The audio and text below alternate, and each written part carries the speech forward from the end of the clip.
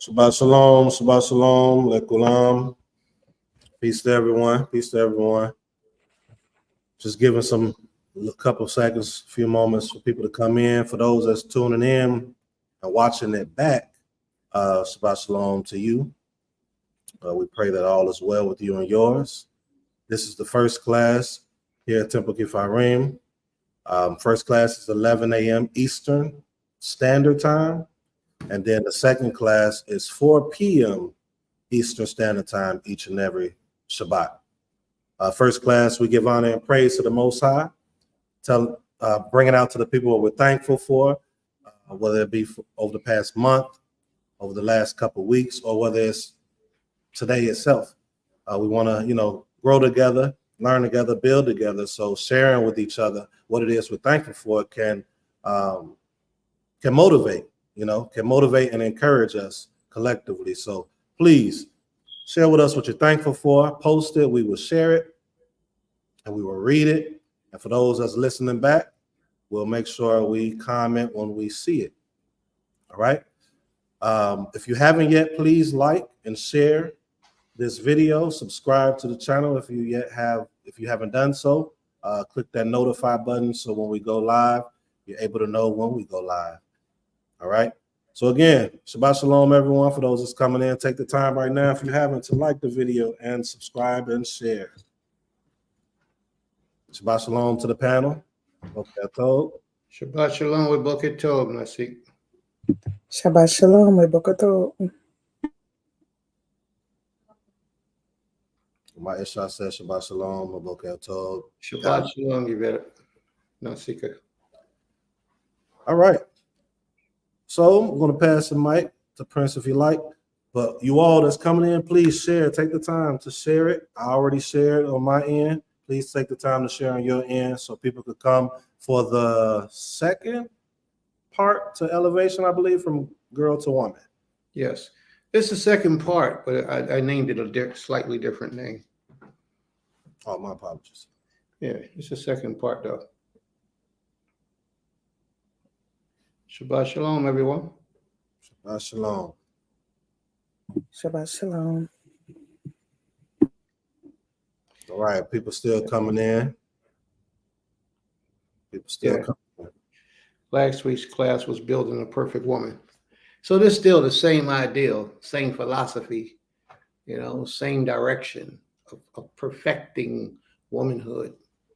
And we'll be covering that in a few once we get finished all of our acknowledgments and thanks and praises to the Creator. So it's going to just pick up where we left off last week. I might even play a little portion of that video again, because as I watched that video again, I see things in it the second time around or the third time around that I didn't see initially.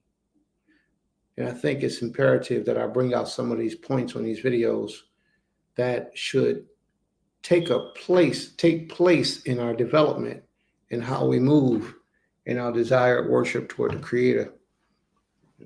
You'll see, as I play the video again, I'll explain those different positions. But it's time, family. Let's get going. Shabbat Shalom. All right. Again.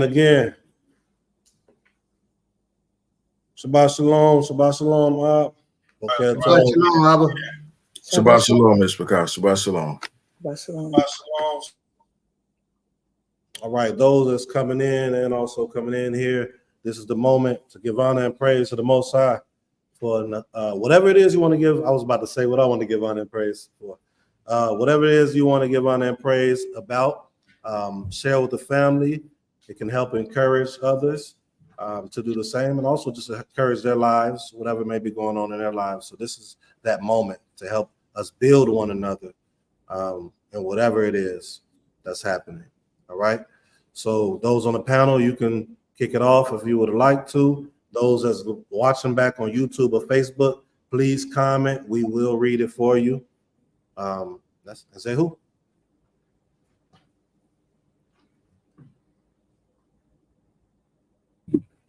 Zaquina Laurel sent hers in our chat, and I can read it. Zaquina Laurel says, Toda Supreme Majesty, Most High Power, for bringing me safely through another cycle. Toda for the abundance of freshly picked fruits the island had to offer. Allow me to daily up at your table. Paradise indeed. Toda Rabah for your continuous hand of protection over your people, protecting us from the enemy, bringing all evil plans to naught.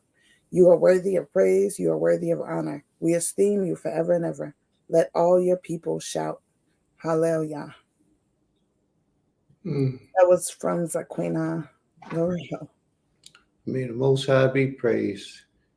She's Okay. enjoying her stay, or should I say vacay, for a little time in the tropics.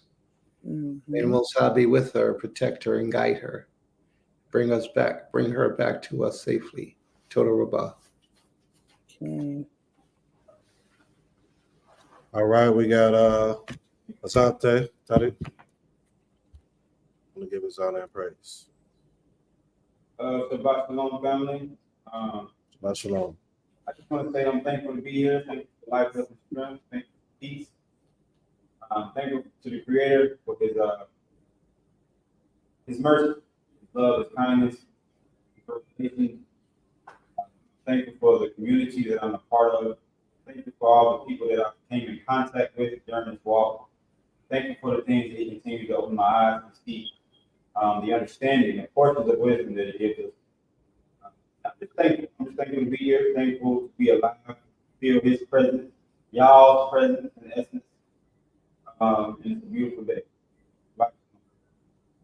Shabbat shalom. May the Most High be praised. Total Rabah.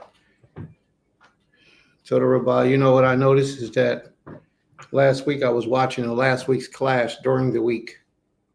When my wife have her speaker on and I'm in the other side speaking, it's choppy. And that's what I just heard just now. It was real choppy. So either they're going to have to come closer to the microphone or they're going to have to come on screen and speak, one or the other. But it was really, really choppy. So if they get closer, then it'll probably play back better because I was on the other side of the room from her. But most times those microphones pick up good, but for some reason hers didn't pick me up at all very well. So maybe we got to keep that in mind. When someone comes up to acknowledge and praise and honor the Creator, you might want to try to get them closer to the mic as opposed to being so far away. All right, Toda Rabah. May the Most High be praised.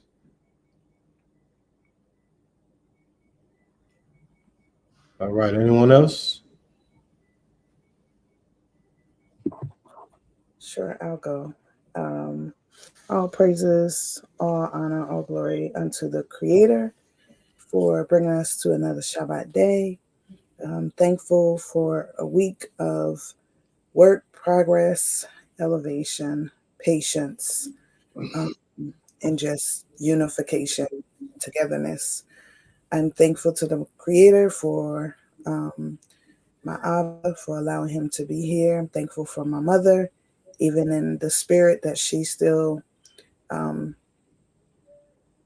spirit that still resides in the midst of me and my siblings, continuing to honor her in the legacy that she left for us to live. I'm thankful to the Creator for my Ish. I'm thankful for allowing him to come here, do the things he had to do, and for allowing him to travel safely back to Philadelphia. I'm thankful for our Beulah community, the family that we are forming, not just a community, but a family. And a lot of people may not understand that, but that's big for me because community doesn't always equate to family. You can be in a community full of strangers or people you don't like, people you don't love, people you don't get along with. So as we continue to build this community, we're also building and becoming stronger and stronger as a family. And that's very important. I'm thankful that the Most High has allowed my uncle to make it here safely. My uncle is here to do holistic healing for my father, and he's been doing a great job thus far. We have a road as people see, my dad's he's tall, strong, and he thinks he's ready to just get up and just keep going. And have to tell him, like, it's patience and you gotta take your time. And yesterday we went out to the store, and by the third store he was like, okay, I'm just gonna sit in the car, because he started to realize he's getting older. And I had to tell him, your mind is strong, but sometimes our mind is stronger than our body, and let his body heal. I was explaining to him, because he was like, yeah, I've been off the oxygen for a couple of hours.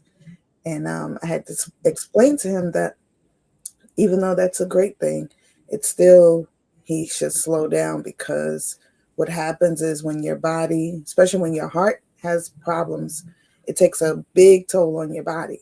And then when your body has problems, it takes a big toll on your heart. And so when you try to jump into just getting back into the regular rhythm of things, you can cause more damage. So I was telling him, let's take increment breaks of the oxygen, but not long extended breaks, because your body starts to, fight longer or harder. So I'm thankful, that I'm able to be here to aid my Abba in his healing. As I said last week, it's hard, but it's what the Creator has placed me to be here to do. And so I'm thankful and grateful and honored to be able to do such a thing for my father, who sacrificed so much just for me to be alive. So I'm thankful to be able to do that. I'm just thankful for just quite a few things that we have experienced this week, and I just pray that the Creator continues to guide our hands, our hearts, our minds, and allows us to build not just our community but our school and the different projects that we are working on individually and together. And so, yeah, I'm just humbled by it all. Toda. May the Most High be praised. Toda Rabbah. All right, Toda Rabah. Those that's listening right now, please take this time. You all know you all been here. You all know how we do this. Please give honor and praise to the Most High, and we will read it. We will read it aloud and share with the people, the audience that may not want to say anything, but you may say something that may touch them. You may say something, again, as I stated before, that may encourage them in their lives. So take this moment just to give honor and praise and whatever it is you want to say. Those on the panel, if there's anyone else on the panel that want to say or give any honor and praise. Okay. I truly give all praise and esteem and honor to our Most High Creator for another Shabbat, for being here, and for all the things that He's allowing us to come into the knowledge of, for the platform itself, for the leadership of Beulah, for Prince Cass, Princess Madiah, for Court Autumn, and for also for my Bada, my Beni, Nasik Shama, and Muna, for our Mishpachah, for our family, for the unity that the Abba is, like Princess said, family, for really just creating family, and understanding that family is truly support one for another, and to be there for one another. And like I say, we're definitely stronger together. And it's just awesome what the Abba is doing in us and through us in this hour. Again, for this platform, because, and again, just stressing the importance of not just liking, but again, sharing, because one of the things that I've found in my personal experience is that for those that are on our friends list that are not necessarily in the, well, not necessarily, that are not in this walk at all, it creates dialogue. And so people will come and they say, hey, I saw the link that you shared. And when Prince said this, what did that mean? And so it opens up the dialogue and the floor, because a lot of people just simply don't understand. And so it opens the door to bring clarity to a lot of people. And then they have like that moment, and they're like, oh, so that's what that means. And I'm like, yeah, a lot of things were almost literally hidden in plain sight or masked over by Christianity itself. And so we're not brought out in its fullness. And so again, I appreciate the album for this platform, because like I say, it creates dialogue, and it opens the door for dialogue, and it creates a challenge to many people, because when they see something, at least many will come, and not to mention the fact that the comments that I'm getting from certain ones that come and they appreciate what they're hearing and appreciate what they're learning outside of this walk. So like I say, it's an open door to draw others into this truth, so they can come to know the truth in the fullness. And so again, I just appreciate the Abba for what he's doing, and for just the strength of our bodies, for our lives, and for the things and for the inroads that the Abba is making in relationship through this platform itself. So again, I'm truly thankful. Love you all so very much. And just appreciate what the Abba is doing in and through us in this hour. And I yield. Yeah, may the Most High be praised. Toda Rabbah. Toda Rabbah. All right, Toda, I appreciate that. For those that's tuning in, please, if you haven't, make sure you subscribe. We hope that everyone has subscribed. Make sure that you share it. Again, we're going into a slightly different part 2 of last week's lesson. So look forward for that soon. Is anyone else on the panel that may want to give honor and praise to the Most High? All right, I'm gonna mute myself.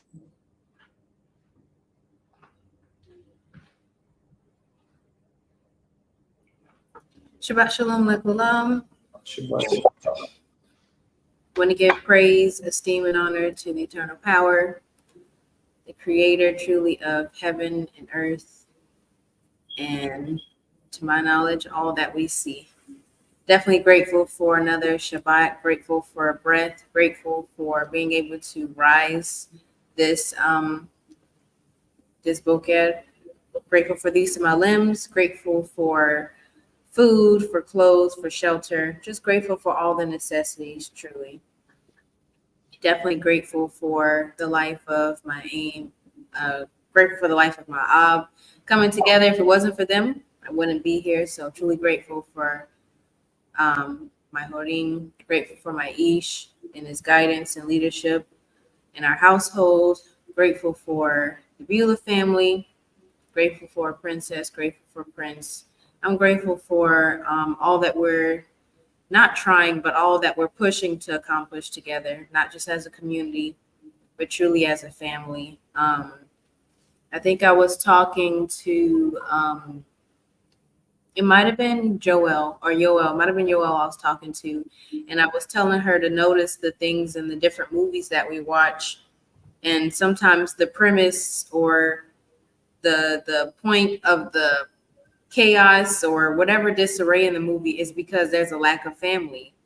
Like in a lot of the movies I notice it's chaos because someone doesn't have their parents, someone lost their brother, their sister, their husband or their wife. And I'm just like, we see a lot of the movies show us that family is really one of the key foundations to us having a hedge of protection and just a purpose. And so I think it's really important that we stress family. I think I was talking to Yoel and Adon Azante about the commandment, honor your Ab and your aim so that your days may be long and that the soil may be well with you, that, the eternal power is giving you. And I'm just like, I think that commandment is overlooked so much.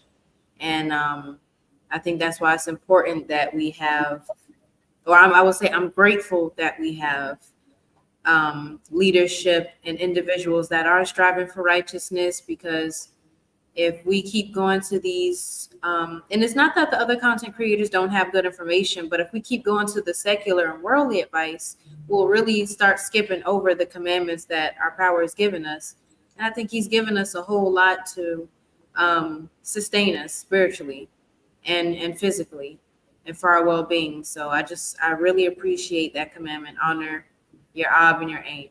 And I just think that should be pushed so much because it is a commandment and it is overlooked. I mean, just in my opinion. So I'm really grateful for the Most High's provision, his protection. And I'm just grateful to be here. Shalom lekulam sehu. May the Most High be praised. Toda Rabbah. All right. Was that good, Barry Autumn? Okay, Shabbat Shalom, Mishpachah and family. So, Shabbat Shalom. Yeah, just giving praise and glory and honor to the Most High, King of all creation, our Heavenly Father, our Abinu. Thank Him for just another week getting through, another week to make things right, another week to just breathe His air because we are on borrowed time. I thank Him for keeping our husband coming back to Philly along with his grandchildren, getting them home safely too, because that was also a big thing. I'm glad that they were able to come down to Georgia, even if it was for a small amount of time this year, and experience the land and everything. I'm thankful that Baby K has officially rolled over as of yesterday. Super excited. I'll be sending a video to our family group chats and everything. That happened just yesterday, so that's super exciting. I screamed. I didn't see it. He did it when I was out the room, unfortunately, and it was so quick. But he did roll over. My husband got it on camera, so I'm so excited. And his grandmother's excited. It's exciting times. I don't know if you can hear him in the background. Do you want to say shalom? You say shalom? Okay, he's just breathing right now. But yeah, Shabbat Shalom, and I pray that this day be blessed. And that we have a awesome lesson. Toda Rabbah, Shalom. All right, may the Most High be praised. To the Rabbah. all right. Appreciate that, Barrett. And family on the side in the audience, you can also type in your thank yous for the Most High, whatever it is that you're grateful for, whatever you're thanking the Almighty for. You can type it in the room, and we'll bring it up to the screen. May the Most High be praised.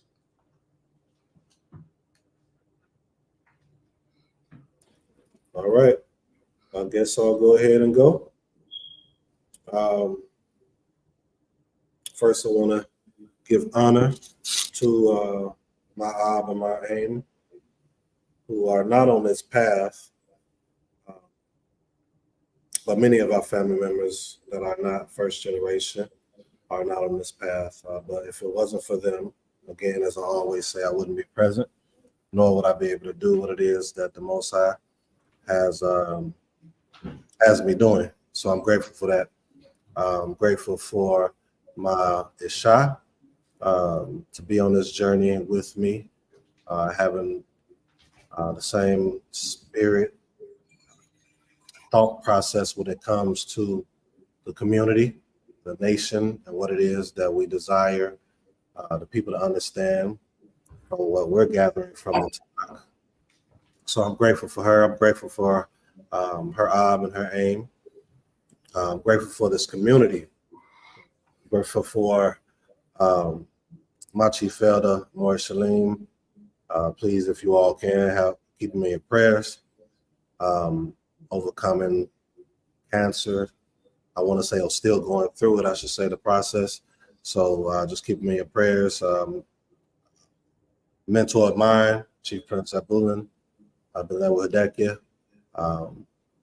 These are some good individuals from my perspective, from what I've been through with them. Grateful for Prince, for the things that he's doing and what the Most High is putting on his mind to do for the people. Grateful for the community. One thing about the community that I do admire, and I pray it continues and it gets better as time goes on, as we grow, is that we can continue to overcome anything that may transpire or anything that we may see outside that we don't want to transpire here. Having that communication is important. We always talk about communication as the number one thing for a marriage, husband and wife, but communication is the number one thing when it comes to community. Notice the word community and communication, right? So if there's no communication, then there's no community. So we must keep that in mind. I'm grateful that we're able to understand that here. And if it's those that's coming in that may not understand, I pray that they come with a willing mindset to learn to understand that, and that we continue to grow in that subject as well. And I'm grateful for the Most High for his instruction, his love for us as the people, the example that he gives us through the Tanakh. If we actually study, is the example that we're supposed to give to ourselves, so that we can thrive. And I believe the reason that we have not been thriving is because we're not looking at those key points within the instruction that is given. So I'm grateful for that. I'm grateful for an element, a piece of foresight. And I pray that the Most High continues to strengthen that area of foresight, even within me, as within Prince and any of the individuals here on this land, and those that's tuning in on this platform as well. Because those of you that's tuning in this platform, you're trying to get something from it, whether it's information. Hopefully, it's the know-how to grow collectively, because we don't see that often. So I'm just grateful for all that knowledge and information. I'm grateful for the Most High putting the spirit of desire on wanting to accomplish these things on me and my family, and those that I'm here with, which is family. With that, I yield. May the Most High be praised. May the Most High be praised. Total Rabbah. And Shabbat Shalom, Chief Malak. Shabbat Shalom to all the family that has joined us on this Shabbat day. More Zakaria,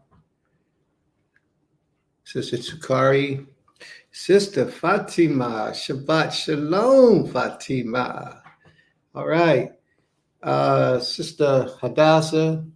We have so many sisters and brothers that have joined us. Bati Tohora Am AT. It's so many that has joined us today. May the Most High be praised. And we know that we got a whole host of people who haven't spoke up yet. Sister Saadia, and if Sister Saadia is present, I'm sure her Ima is present. Sister Titi, I'm sure she's present as well. CJ, you know, it's just a wonderful thing to see so many. And if I've forgotten you, please forgive me if I didn't give you your proper respects by speaking your name at this time. But we're grateful that you all are here. And anyone who wishes to thank the Most High, please feel free to type it in the room, and we'll address those praises.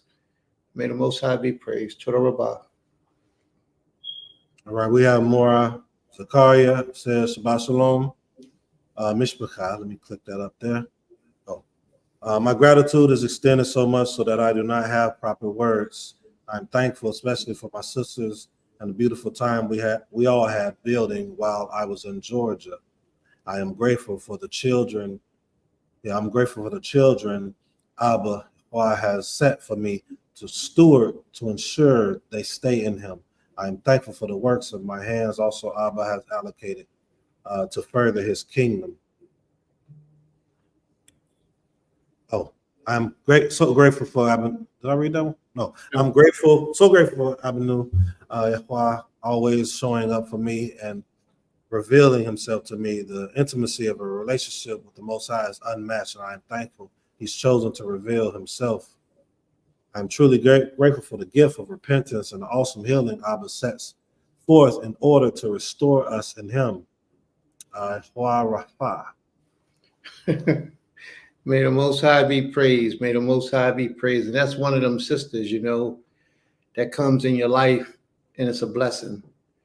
You know, it's one of those sisters that stands up and represent the Most High in all of her essence, and it's worth noting.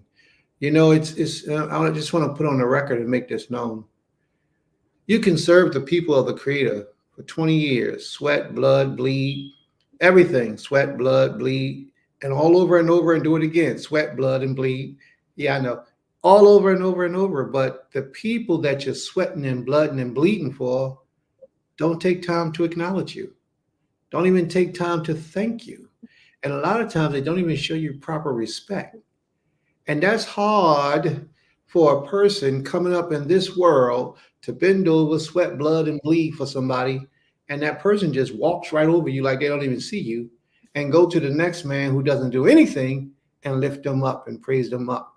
So I just want to take the time right now to acknowledge Sister Zakaria, Mora Zakaria, for the sacrifice that she's made by being a part of our community. And I'm not talking about the sacrifice of being a part of the community. I'm talking about the sacrifice that she's made for the community, with the community, and to the community. You know, it's a beautiful thing. She's given up herself, of her own time, of her own KSF, and she said, hey, let's make it happen.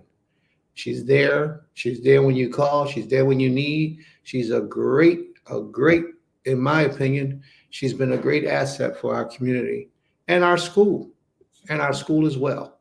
So may the Most High be praised. Toda Rabbah.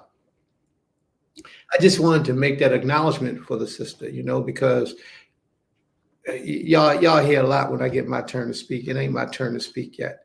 So I just wanted to acknowledge the sister for what she's done and the contributions she's played to our community, and we are grateful. Toda Rabbah. All right, we have Gaber or Mora Hadassah been appreciating these recent discussions on masculine and feminine dynamics, relationships, family and community order, restoration is Abba's will. And these discussions are a huge part of that. May the Most High be praised. Toda Rabbah. We have Gaber Yasmin, Shabbat Shalom, and much love, Mishpachah. I'm truly grateful to the Most High for life, unity, joy, and Mishpachah. Grateful for another time of rest and encouragement. Grateful for a safe week. May the Most High be praised. Toda Rabbah. We have Gaber Saadia, if I'm saying that correctly. I am grateful to Elohim for enabling me to get through another week. Through it, though it was challenging, I'm grateful to Elohim for Imi's diligence, encouragement, and willingness to support me. May the Most High be praised. Ain't nothing like family support. Nothing. Toda Rabbah. I am also grateful for Prince and Princess for the emotional support. For Princess is willing to lend support and communicate with me this week also. May the Most High be praised. That's her job. She better be out there helping out and talking and listening and doing what she could do. She wouldn't be a princess if she didn't do that part. You know, she'd just be the wife of a prince. Her name would be Mora. What's your name again? I ain't said her name in so long, I forgot her name. You see, I just know her as princess. That's her portion. That's her job. And that's what she does. She does it well. But it's nice for someone to acknowledge it. May the Most High be praised. Toda Rabbah. What's your name, sis? How come I'm the only one smiling? Ain't nobody else laughing at my joke. Why? It ain't time to joke. It's the Shabbat. You're supposed to be joyous on the Shabbat. Bunch of stiff necks and stuffed shirts. All right, keep on. May the Most High be praised. All right, those that's tuning in, if you haven't yet, please make sure you subscribe. We see we have quite a few people that came in. Please subscribe if you haven't. Please like the video if you haven't, and please share if you haven't. Make sure you click that notify button so that you know when we're going live. Is there anyone else present that may want to give honor and praise to the Most High before we pass the mic to Prince? All right, we have Adon Yirmiyahu coming up. I'm gonna turn it a little bit just so they can hear you better. Shabbat Shalom, Mr. Cobb. Shabbat Shalom. Shabbat Shalom. I would like to give honor and praise to the Most High for, as always, peace of mind, portions of His knowledge, wisdom, and understanding. Waking us up on this Shabbat, come and serve and praise Him, praise His name, give Him glory. Omei Isha, Omei Yaladim, Beulah family, my spiritual father, Abba, Prince, Israel, my leadership here on Beulah land. Thank you, Most High, for answering prayers, for giving me strength and patience and long suffering. Just grateful to the Most High for those things. Peace of mind, as always, like I said. Shabbat Shalom. Shabbat shalom. Shabbat shalom Lakar. May the Most High be praised. Toda Rabbah. So now, Seek, is it my turn? Okay. Oh, can I say one thing? Go ahead. It wouldn't be right if you didn't. It wouldn't be right. You know you got to do what you do. So, you have the floor. What's your name again, though? I forgot. Oh gosh, it's right there on the screen. Now I wanna give thanks to my Ish for putting a fire up under us sisters. That last Shabbat lesson, within the week, we have accomplished so much to elevate ourselves, not just for show, but for just the growth of womanhood, leadership, and our community. And I don't mean just the Beulah community, but the community that we reside in. And it has definitely shown through us just stepping up and doing. I mean, this week it's just been like the sun just came out in a different way in each one of us as women, as sisters and daughters here. And I pray that the Most High continues to be with us. We have our first official project as a sisterhood together tomorrow and then on Monday. And so I'm excited for that. And I pray that the elder, my daughter, who is coming in town for a couple of days to stay with us and sit with us and work with us with the sewing class, that she is healed as well. She's going through some different challenges, but her eagerness to show us and teach us through volunteering is also something commendable, because a lot of times I look at the elders in our communities in this walk of life, and a lot of times they speak a lot of stuff about the younger women not wanting to learn and do things like this, but a lot of them are not eager either to teach. So I'm thankful that she has always been, in my entire life, eager to teach and show and help women to rear up to become better women, better wives, better mothers. So I pray that her light shines on the sisters that are here and they get to love her and respect her in the same manner that I do. Okay. May the Most High be praised. Toda Rabbah. All right. We got some comments in the room. Chief Malak, son of Chief Eleazar, says, Baruch Elohim Adonai, for sustaining and keeping his laws available to us in these corrupted times with a generation that's cut off. Baruch Shemo, or making, I forgot what part that goes on, but he said Baruch Shemo, bless his name. And then Salakli. May the Most High be praised. Toda Rabbah. Salakli. Now see? Oh no, she was just commenting in the chat, I'm believing. All right. I thought I saw some more. There. Yeah. Sister Sakari. We have the Bear Sakari says, grateful for the opportunity to appreciate all the positive beings. And I believe above, who was that said, praise the Most High of our being in his eternal glory? Gaber Gabby. Yeah, Shabbat Shalom, Sister Gabby. And Sister Gabby, I like to thank the Creator for you too, for you have been a diehard rebel of our school. Since your child first started, he hasn't stopped. He's been there consistently on time. And she's one of the people that pay on time every month.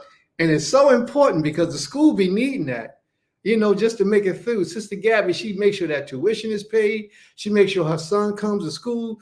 And prior to her leaving, she made sure she stayed at the house of worship. I mean, not the house of worship, but the community. She stayed at the community from time to time, and it's a beautiful thing. It is. So, Sister Gabby, I thank you for all that you have done as well. May the Most High be praised. Toda Rabbah.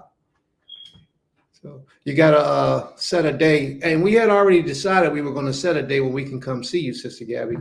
We wanted to come up to your home and visit you, but I had to get back to Philadelphia. But we will be there. Please be patient. We will be there to come visit you on that long journey.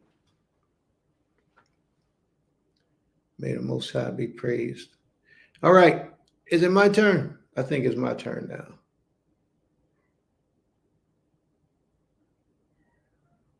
Okay. All right. Well, I got a lot to be thankful for, y'all. So don't rush me. Be patient, please. And try to look deeply into the words that I say, because I'm not going to waste my breath just talking just to be talking. Everything I say what I mean, and I mean what I say. Now, first, I'd like to thank the Almighty for allowing me to make it to Georgia safely and to return home from Georgia safely. I wanted to show you all a video of a traffic jam on the way back. I could pull it up on my phone, but it'll take time, and I don't want to do all that right now. I meant to have it ready so I can play it. But when we were coming back, and it was a long ride, like 15 hours.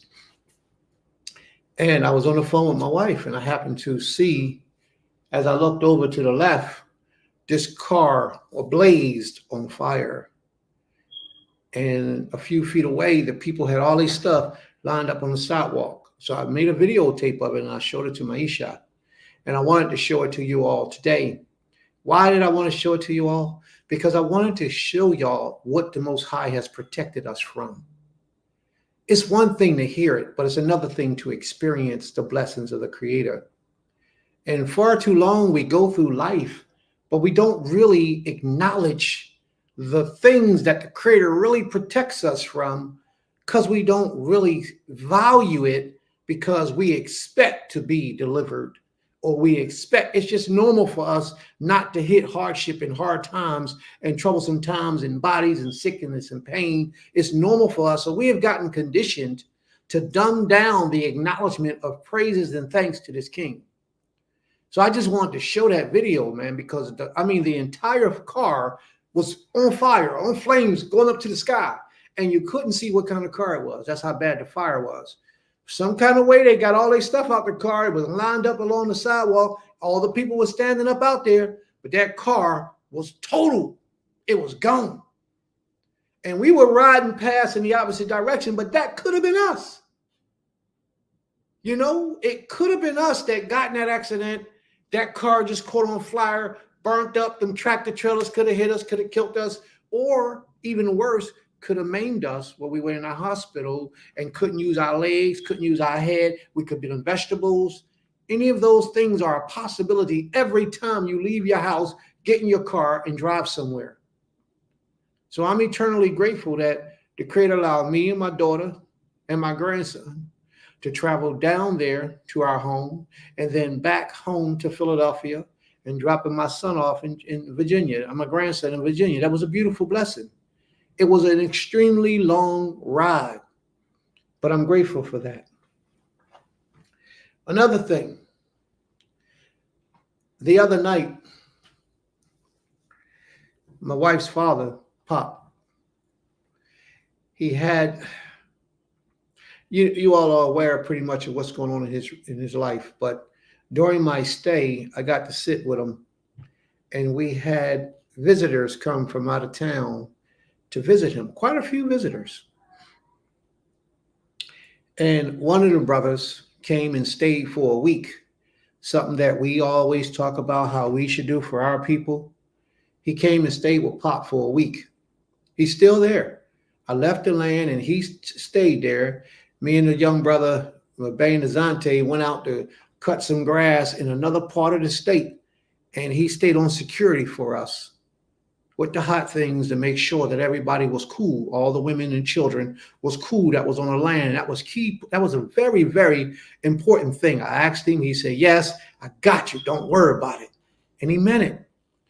But the part that I'm bringing out is how he went out of his way to stop what he was doing to come all the way to Georgia. And he lived in Washington. Is that right, Ima?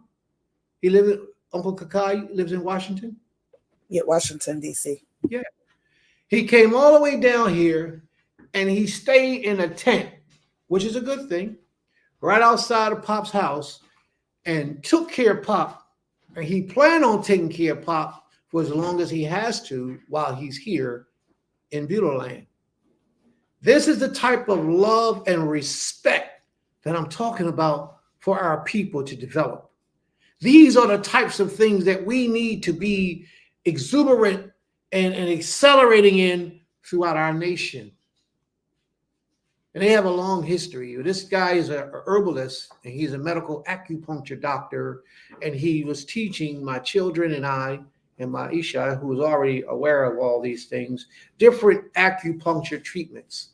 So while we was there, another brother came up and met with Pop and took his last rites, as if something happens to Pop, how he wants to be buried, who he wants to do it, how he wants to be put away, and who's in control of his assets and things of that nature. We recorded it on video. And I'm saying this for every one of us who, although you may be in your good time of life right now, you never know when the Most High is going to remove you from this level of existence. So we all should have something like that in place already. I applaud you all to get life insurance policies so that you can be covered and have some form of insurance, so that if you pass, the average funeral is around anywhere between $7,000 to $10,000. So have at least about $15,000 insurance coverage. These are things that we have to put in place because so many of us don't. That was another Muslim brother, and the Muslim brother had his children, his yellow dean, with him.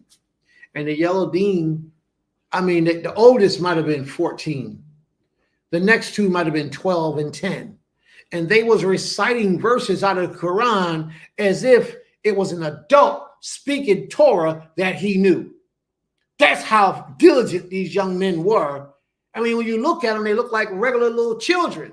But when it came time for them to recite the Quran, they did it verbatim from memory and did it and laid it down for a good 5 minutes talking as they was reciting their Quran off of memory, off the tip of their lips.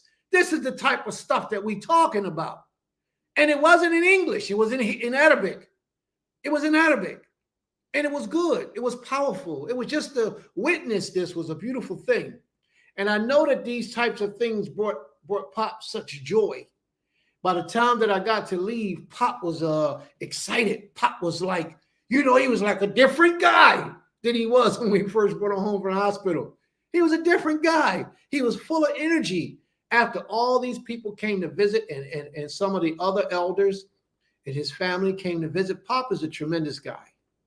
And it will be nice if we all could get to know him, from all the sacrifices. He's just one person of many who have made so many sacrifices for your safety, for your health, for you to be where you at today. And you don't know him, but you know him now through us.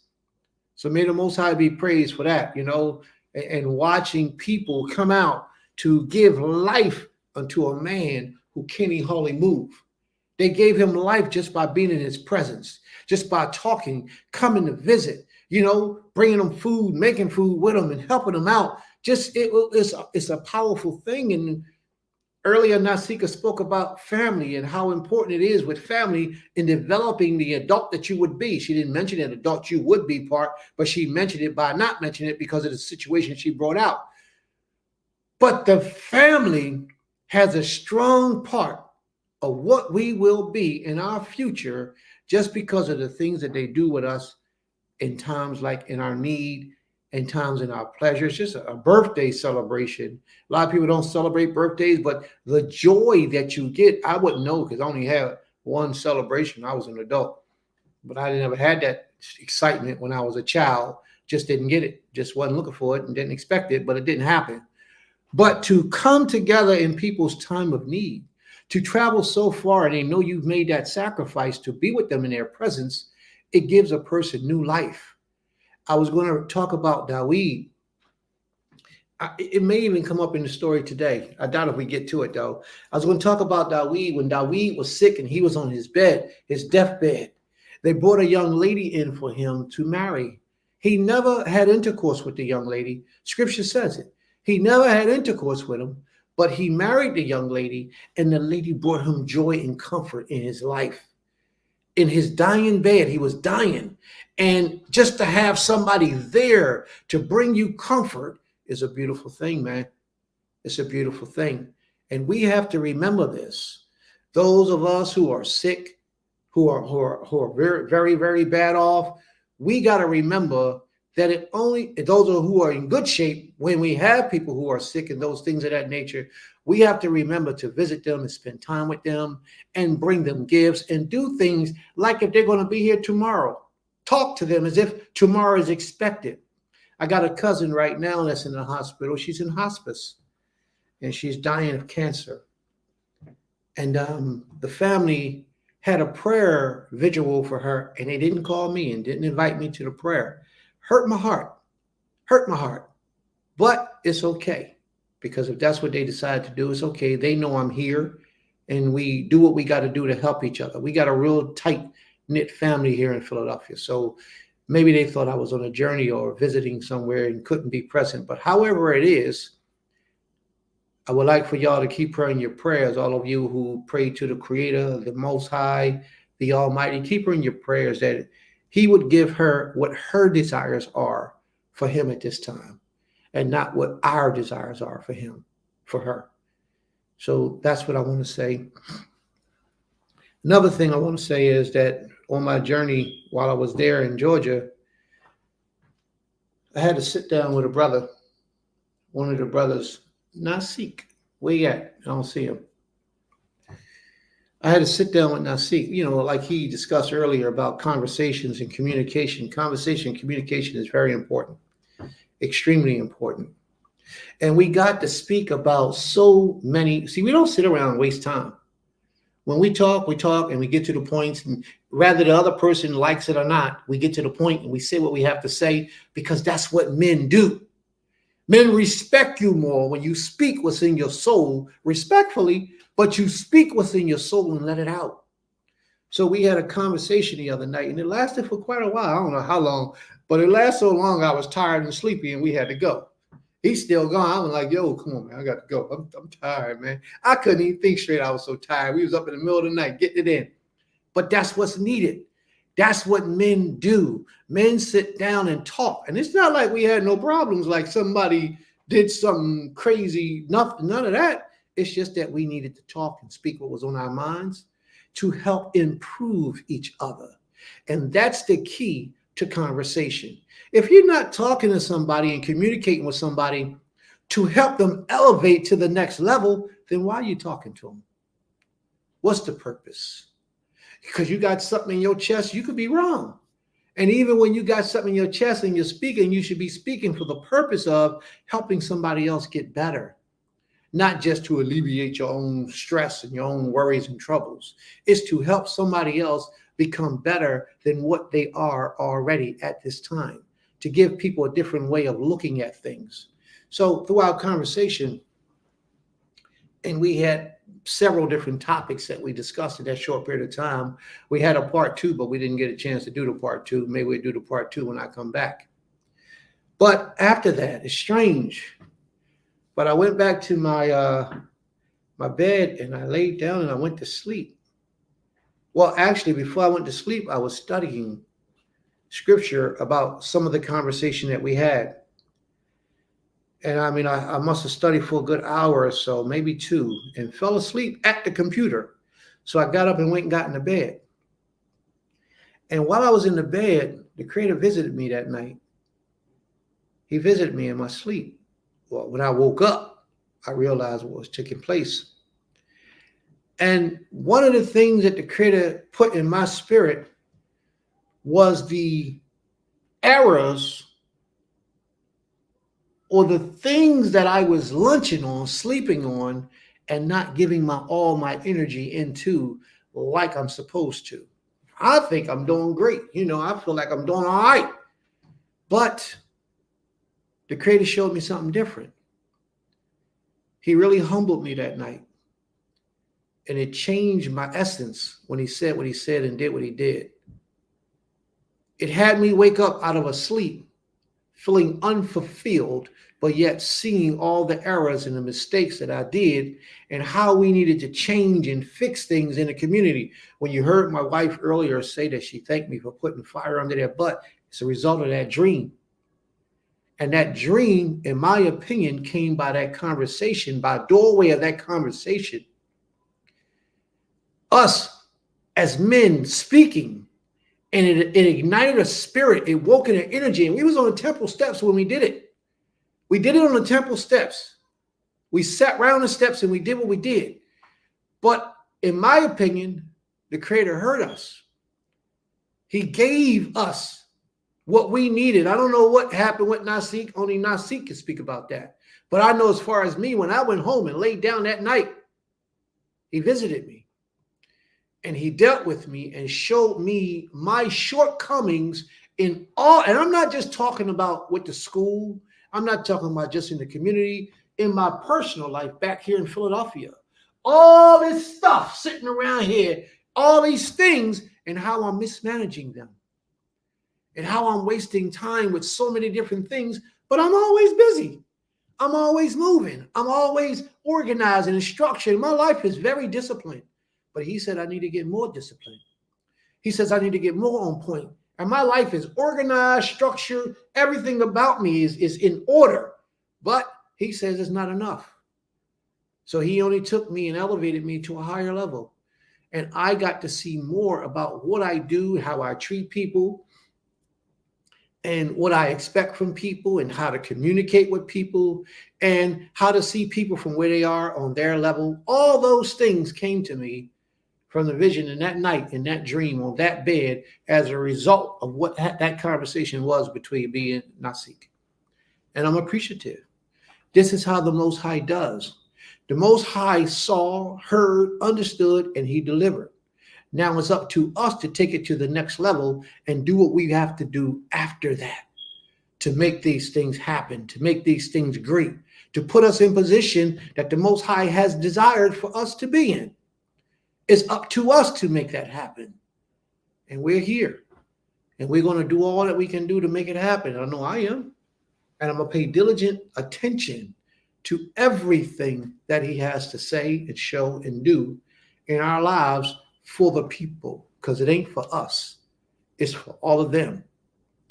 You know, you think one way in your mind, but it's not until the Most High gives you his understanding that you fully understanding what's taking place. A lot of times you walk down a road thinking that you understand what your mission is, what your job is, and what's required and how to do it, until the Most High shows you that you were wrong in what you thought. His way is the best way, and the best way always. And that's what we have to open ourselves up to, his teachings and how he wants for us to be and what he wants for us to do. And we have to stay in constant communication with him. You know, so with those things, I am eternally grateful. And I'm thankful to the Most High that he chose to visit me at a time like that when I needed it, you know, before it got too late and things began to fall apart and turmoil and trouble set in. He got us before that time. So I'm grateful. So may the Most High be praised. I think that may be all that I wanted to thank the Creator for at this time. I believe it is. I'm not sure, but if something else comes up before we start our lesson, then I will acknowledge him. And I know we have some people in the comments that we need to go to, so I'm going to take a break for now, and if after the comments something else sparks in my mind, then I'll bring it up again. May the Most High be praised. Total Rabbah. All right, all right. Those that's tuning in, if you haven't yet, please make sure that you like the video. Make sure that you subscribe if you haven't. Make sure that you click the notification so that you'll get any of the lessons that come up or anytime that we come on. And share if you haven't shared yet before the lesson begins. All right, we have Aim Kater says, Shabbat Shalom, family. All praises to the Most High for his covering. Then we have the Barak says, Hallelujah. Salakli, Prince. Say, may the Most High be praised. Hallelujah. I always give thanks to Abba for all the dangers he protects us from that we are unaware of, like a good father watching over his children who play in blissful innocence, unaware of danger. May the Most High be praised. That's so true. in the lives of every one of us. All right. M. Cattell says, hallelujah, for communion and counsel. May the Most High be praised. Toda Rabah. Then we have Queen Fatima, if I'm saying it right. No? Yes? Indeed, the Creator is always listening and directing us. We just must learn to align and allow. Absolutely. She had another comment, I believe. Iron sharpening iron. How lovely. May the Most High be praised. Toda Rabah. The Bears Adia says, the Most High's secret communication of spiritual elevation is definitely a blessing. When we apply the correction, may the Most High continue to work through you. May the Most High be praised. Toda Rabah, sis. Princess says, he provides, and it's our job to put in the work and show him the listening and doing, that we are listening and doing application of Torah. May the Most High be praised. Yusai says, Shabbat Shalom, Mishpachti, Prince Kazaradar, Malka, Hagadol, Princess Madaya, and the whole congregation. May the Most High be praised. My apologies for the tardiness, Prince Cass. All the bar. No problem. Let's rock and roll, family.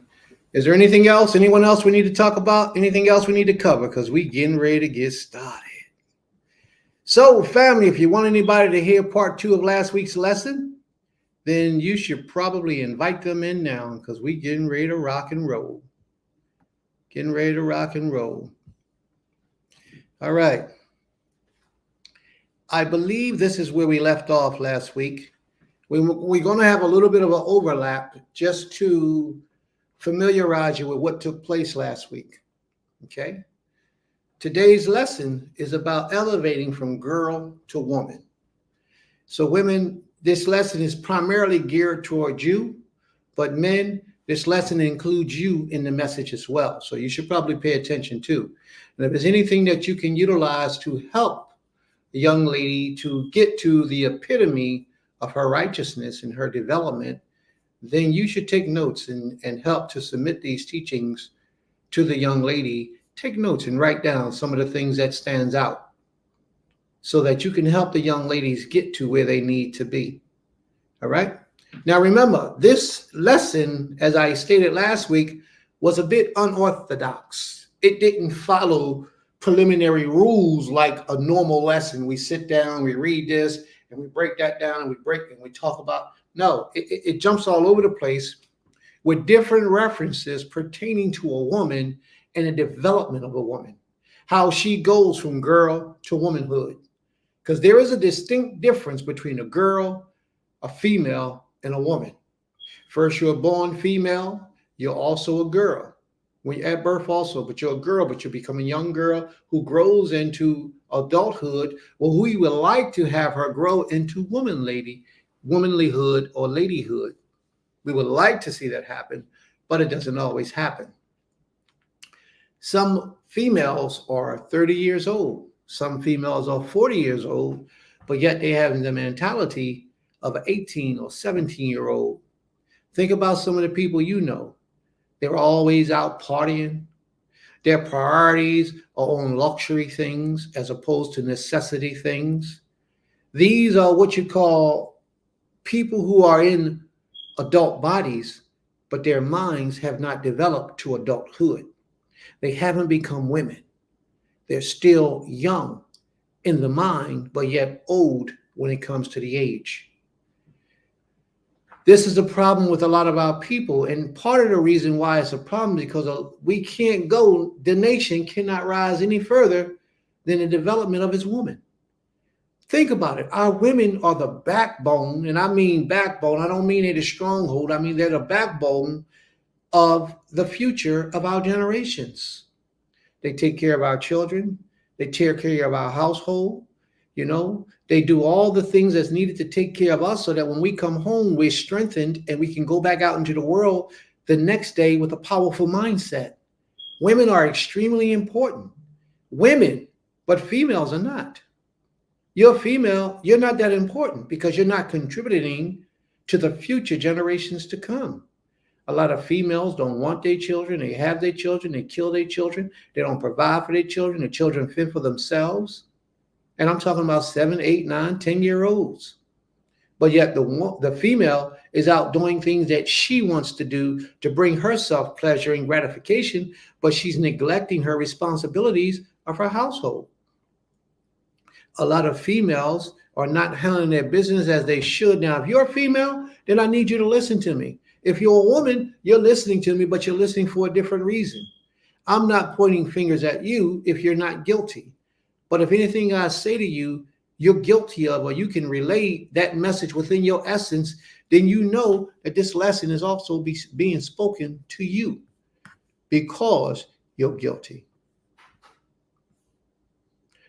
Some of the females will leave their children in the homes by themselves. I will watch this one story. And I have to sympathize to a degree with this young woman. As a matter of fact, it was a real life story. And I heard it the other day that this young lady, this young female, I have to kind of like put it in the middle because I'm not so sure. She was at work. She went to work, but she had her child. I think the baby was like 6 months, 5 or 6 months.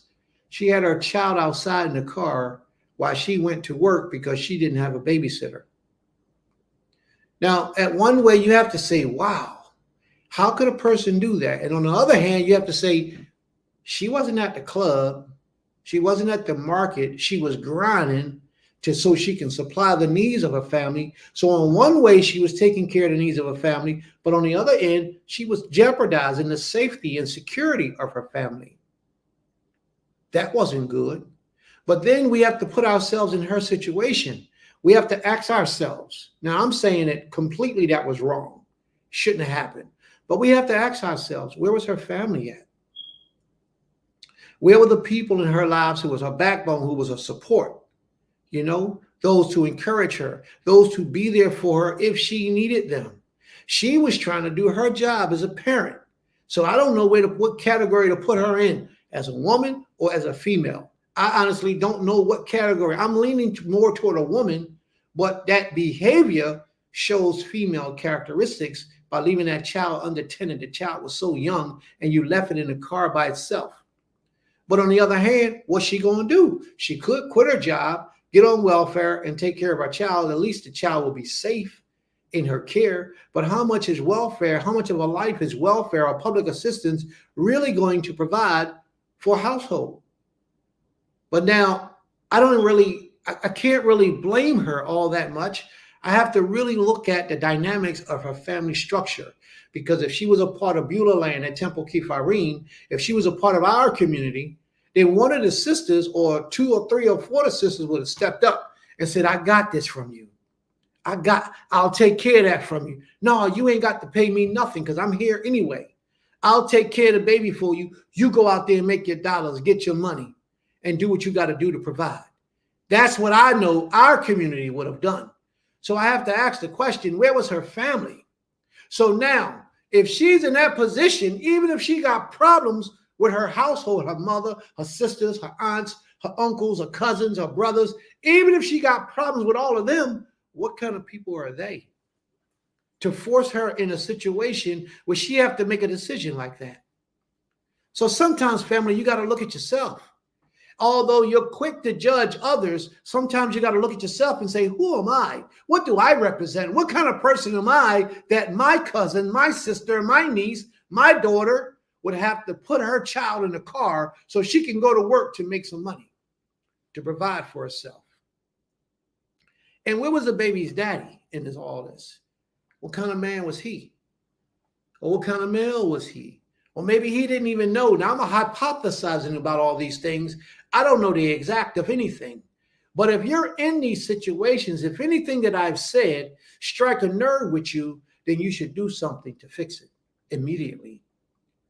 There should be no reason why a young female that's trying her hardest to get it and get ahead in life and advance in life should have to suffer while others are onlookers looking at her, jeopardizing her own freedom by having her child in the back of a car while she out there working. There's so many different dynamics to look at this. So there is a difference between a woman and a female and a girl advancing unto womanhood. There are a lot of different dynamics. We don't know the situations that she's in. We don't know what has happened. All we know is what we know. So let's talk for a little bit. And let's talk about some of the elevation steps from girlhood to womanhood. Let's start with the book of Leviticus, 20th chapter. We're going to start in verse 18. If a man lies with a woman during her menstruation period and uncovers her nakedness, he has made naked her fountain, and she has uncovered the fountain of her blood. Both of them should be cut off from among their people. That means that the Most High is going to separate from them any inheritance after life.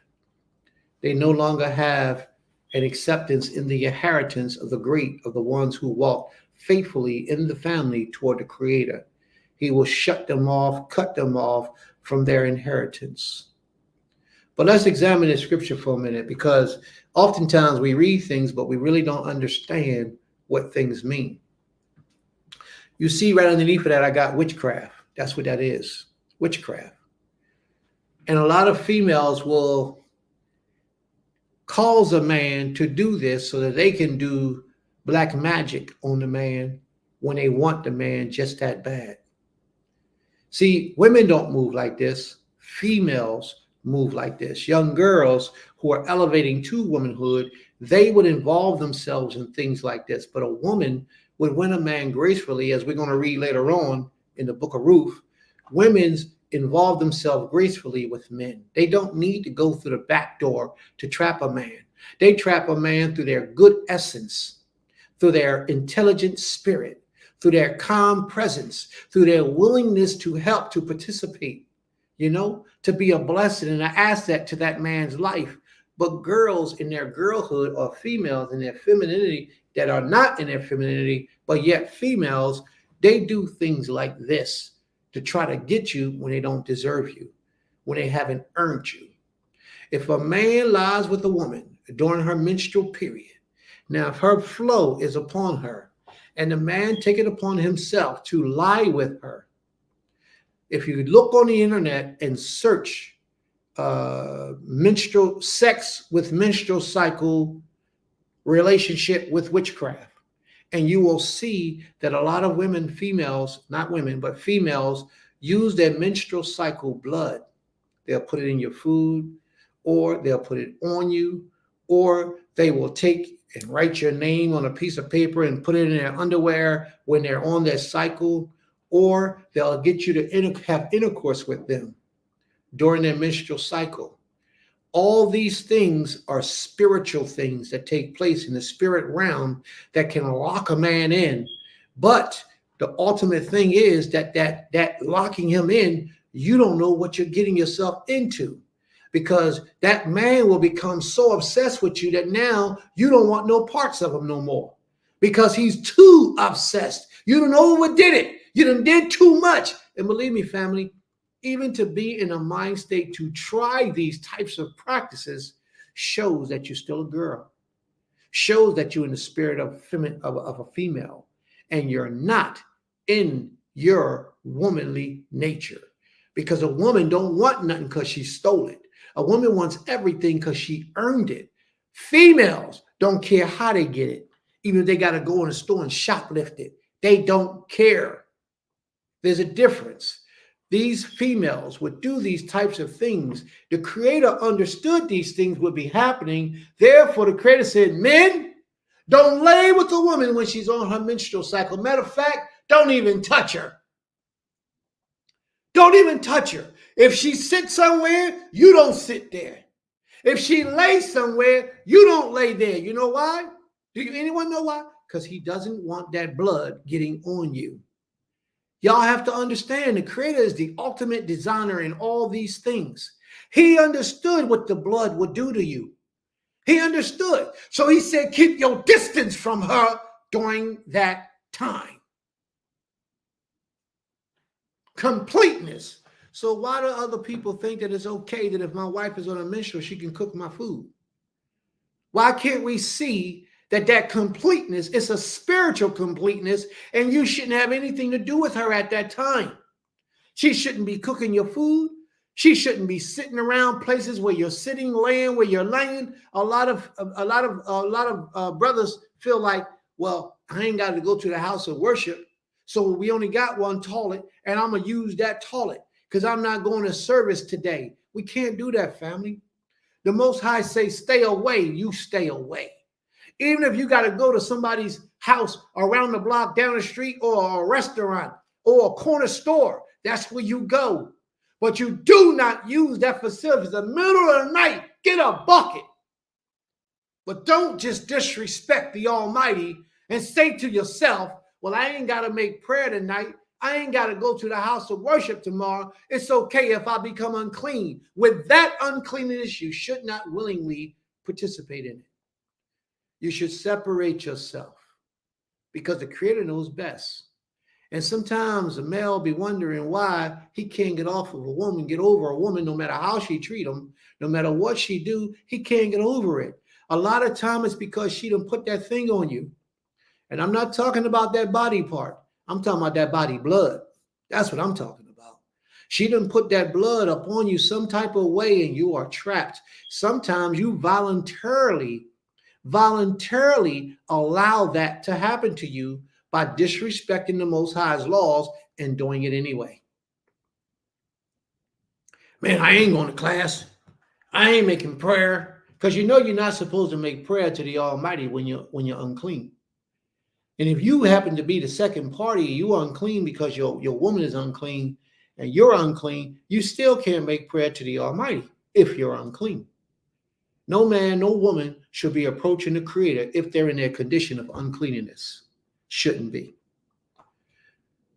So I'm exposing you to one of the reasons that the Most High put in place the difference between a girl will do those things to you. A girl will trick you. A girl will work deceitfully with you. A female will trick you. A female will work deceitfully with you. But a woman, when she arises to the level of womanhood, she walks in her integrity. There's a big distinction between the two. She's sophisticated and she walks in her integrity, and she would not do wickedness to achieve the love of a man. She wouldn't do that.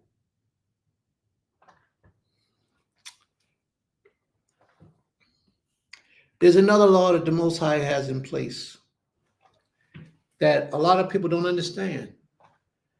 But we're going to jump on it. We're going to explain it. And we're going to, give it some understanding. It says, now therefore, and this all took place after you went in and you conquered the city and you won in a battle and you took possession of everything that the men who used to be there, everything that they had, they possessed, it now belongs to you. So this is what he has.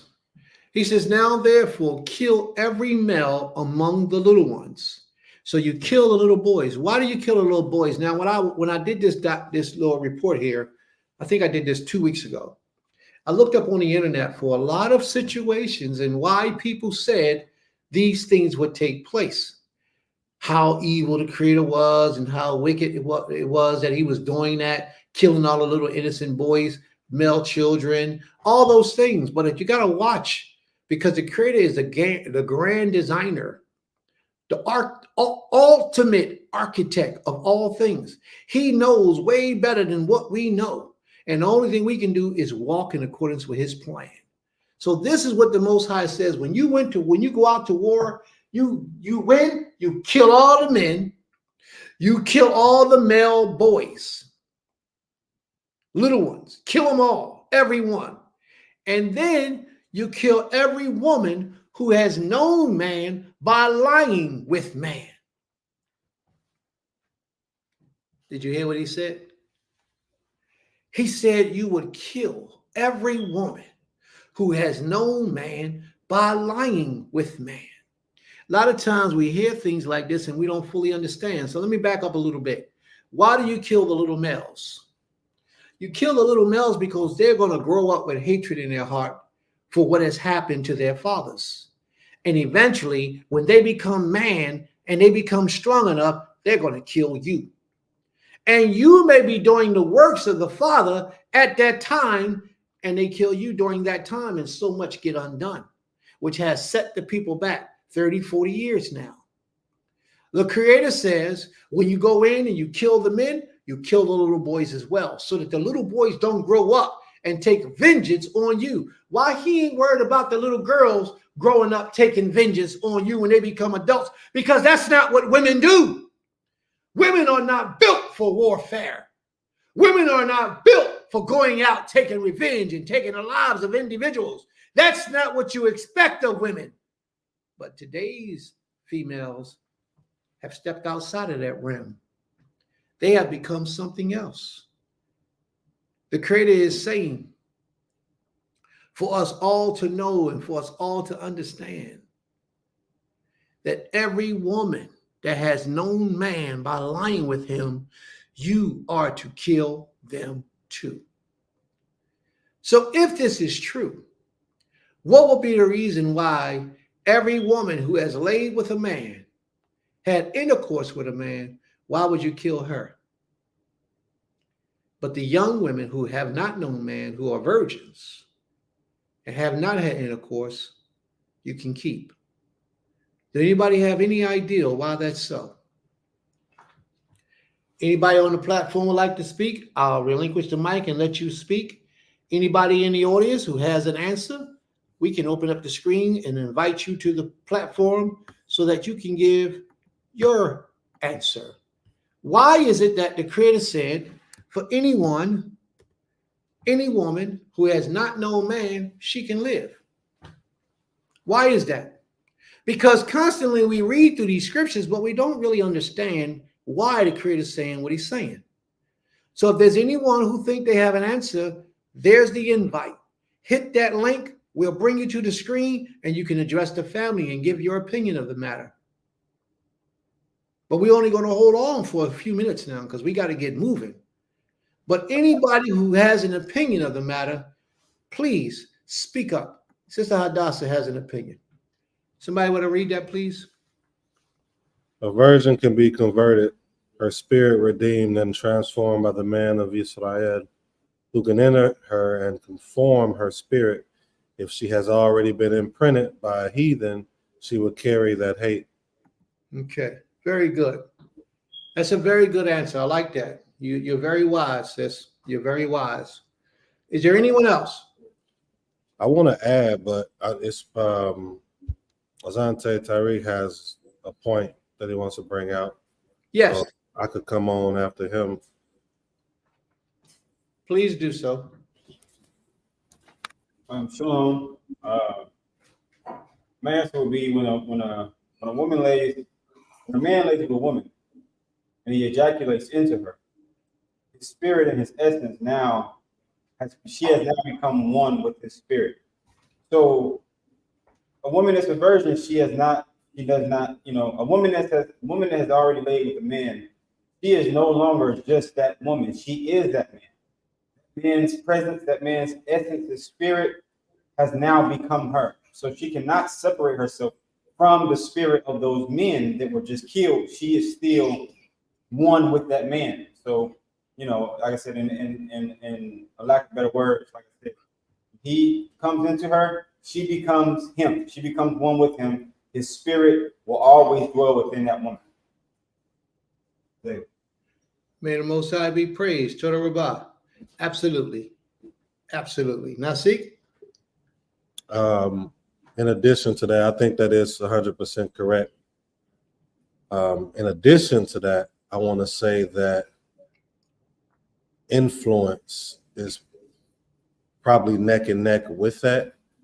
I think the right type of woman,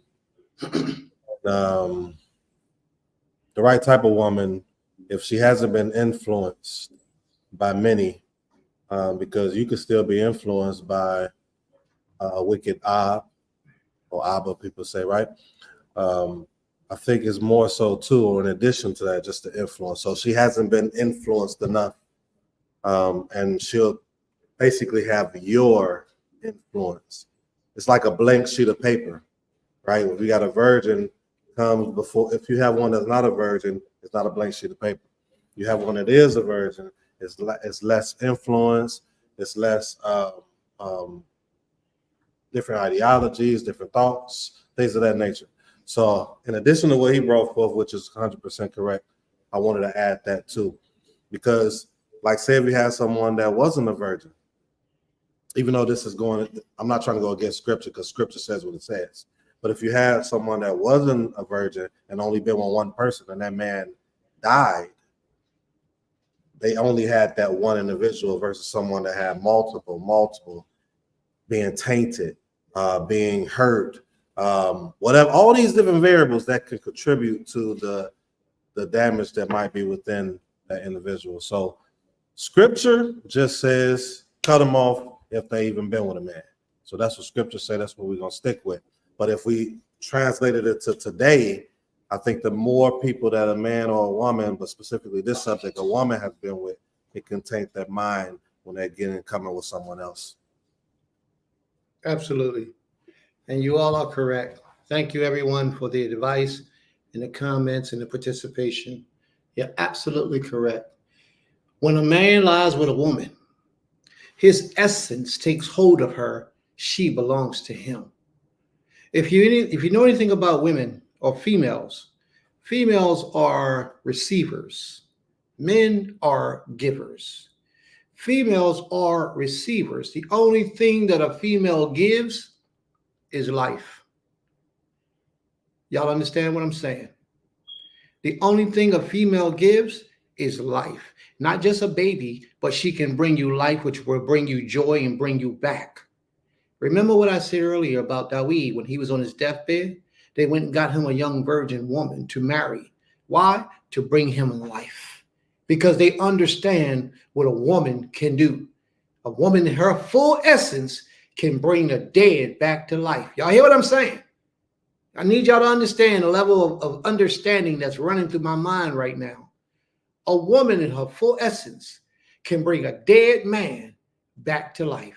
He ain't doing nothing with his day, ain't doing nothing with his time, but let him get the right woman in his life. She would ignite a fire in him and he will grow and become a great man one day. So let's move past that right now. Let's move past that right now. The woman's, they're receivers. And when the man lies with her and partakes in her, she becomes an extension of him. That's what actually takes place. She becomes an extension of him. This is why it's so important that a woman remains a virgin. And if you as a man can find yourself a virgin in this day and time, then you do what you're supposed to do, if by way of reason, and she qualifies, and she meets the criteria that you may have for a potential wife, then you grab her, hold on to her, and you treat her special. Why? Because she is special. And you have to understand that you are the first one that she's coming to know on that level. And if anything was to happen to you and you were to leave, the impression that you left on her is how she will view and judge the rest of the world. So you have to understand that. When you find one that is of that special character and trait and quality, what you give to her is what she will receive and embrace and understand. So let's move on. This is why the Most High says, kill every woman who has known man by lying with him, because she has become one with him.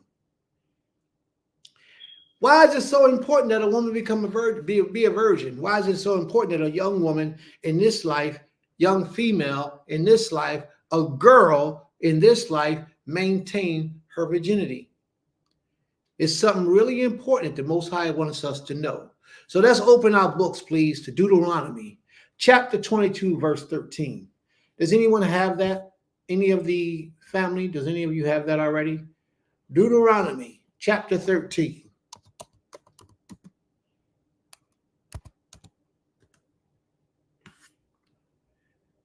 Deuteronomy chapter 22. Does anyone have it? King, I do. All right. Now, Iman, would you mind reading that for us, please? Starting at verse 1. No, verse 13. Okay. We're talking about a woman in her virginity. As we all know today, most women that men marry are not in it. Most females that men marry, and a lot of women that men marry, are not in their virginity. But it's not done deceptively, because today we expect these types of things. But how important is it that a woman maintains her virginity until the day that she's married? Why is it important? And why should it be done? Now, if a woman who has already had a husband and divorced or put away, the man taking her already understands that she's not a virgin. But for the average young lady in the streets today, she should be a virgin before she's married. But we've gotten so far away from what is culturally right, lawfully right, and we have accepted anything and everything that comes along, just for the simple fact that the chances of us finding a virgin today is almost impossible to meet. Let's read on, please. How should a woman be a girl and a female to develop to her womanhood, and if she's intercoursing with a lot of different men? Let's read on, please. This is the type of punishment that would take place. Deuteronomy, Devarim, chapter 22, verse 13. If any man take a wife and go in unto her and hate her, and give occasions of speech against her, and bring up an evil name upon her, and say, Stop for a second, please. Mhm. If any man takes a wife, now you take this wife and y'all are doing what y'all doing, and then you give an evil speech about her. The only way that a man would speak evil about her is if he hates her. Or if the thing that's evil about her that he's speaking is the truth. Do y'all understand where we're coming from so far? The only way that a man will speak something negative about his woman in the ears of others is either it's the truth or he hates her. Because once he speaks that evil, he has tarnished her reputation from that day forward. But let's see what this evil speaking was that he did against this female at this time. What did he say? He And said,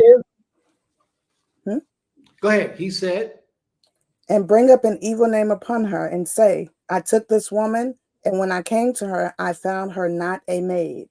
how many women today, how many females today, and I'm going to take a long stretch and say how many girls today would that man be absolutely right about?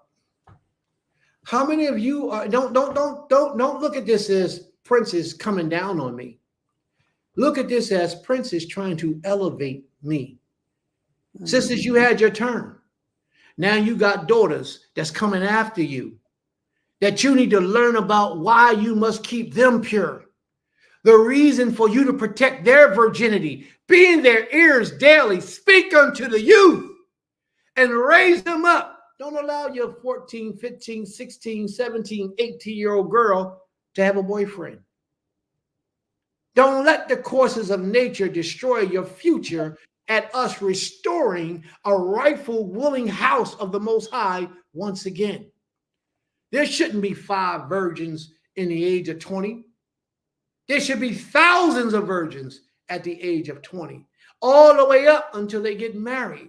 The only way we can do that is by having proper women, not girls, but women elevated in their fullness to teach the youth how to do what they need to do. Be that example for them to see. For a lot of you young ladies, that time is gone. You done had 50, 60 different people. Don't try to act like it ain't you. And if it ain't you, then so be it. May the Most High bless you. But a lot of you hide the sexuality that you've had with so many different men. You keep it a secret. You act like the Most High don't know, but he knows. And then you present yourself to this man like you had 3 or 4 or 5 maybe. Oh, I might have had 3. I might have had 4, and you had 23. And you know, but you deceitfully pretend as if you hadn't had them.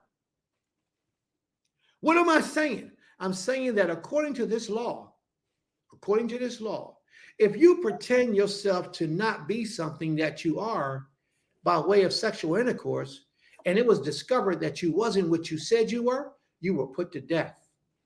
So how many females today are married or unmarried today? And we talking about restoring a righteous nation. How many females today are living in their womanhood and acknowledging and taking accountability for all the devastations that they put upon their flesh by way of sex? How many of us today are doing that? And saying, yes, I'm going to be honest with you. I'm not that woman anymore. Because if that woman that he's about to talk about, had she said that to him, more than likely she wouldn't have got married to him. He would have known who she was, and her reputation could have been at stake for being a peaceful woman. But because she lied to him, he exposed her. Today, we expect females to have about 8, 9, 10 different guys that they done slayed or was already with prior to marrying us. That's not a good thing. That's not something that is acceptable in the eyes of the Creator. He understands the day and time in which we live, so he does make exceptions for certain things. But in reality, that's not his divine plan. Women should be virgins when they marry their husbands, and their marriage is supposed to be for life. Supposed to be for life. You shouldn't be marrying a woman and she done had about 8, 9, 10 different men, because that would only complicate things. And that's exactly what it does. It complicates things, because exactly what came out earlier in the lesson today, each and every one of those men, all those males that she's had in her life, have left an impression, a spiritual impression upon her. And it takes decades before that's lifted up off of her. Decades. It takes a seat in the back of her brain. And it does things that makes her think, make her feel a certain type of way, make her respond in situations a certain type of way. So this man who has taken this woman, if he's deceived by thinking she had about maybe 3 men in her life, I might be able to get past that. Let me see if I can work this out. Or thinking that she's a virgin because she used vinegar to make her thing feel tight. She fools him and makes him think, well, I'm a virgin. Come to find out, Jimmy, Johnny, Bill and Bobby, and even Susan has had a part of her. That's not a good thing. That's a deception. Women don't move like that. Women are straight and honest, whether you like it or not, about their behavior. Girls are deceptive. Females are deceptive, knowing the truth, but not living in the truth. But let's see what was expected in our generation by our people.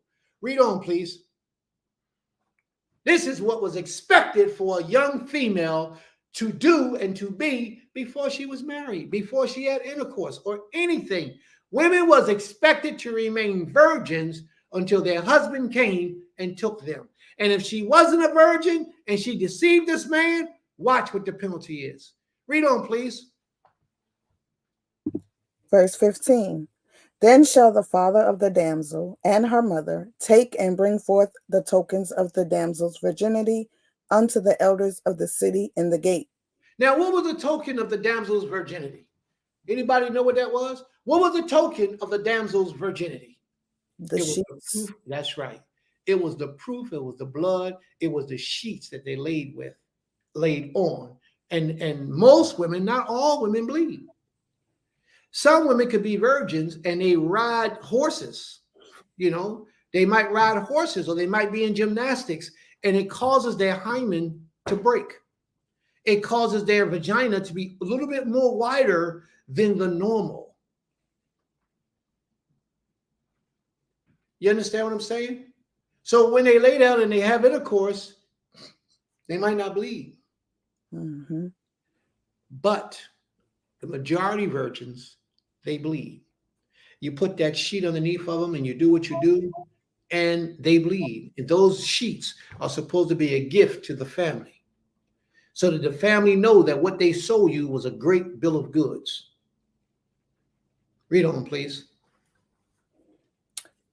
And the verse 16, and the damsel's father shall say unto the elders, I gave my daughter unto this man to wife, and he hateth her. He hateth her.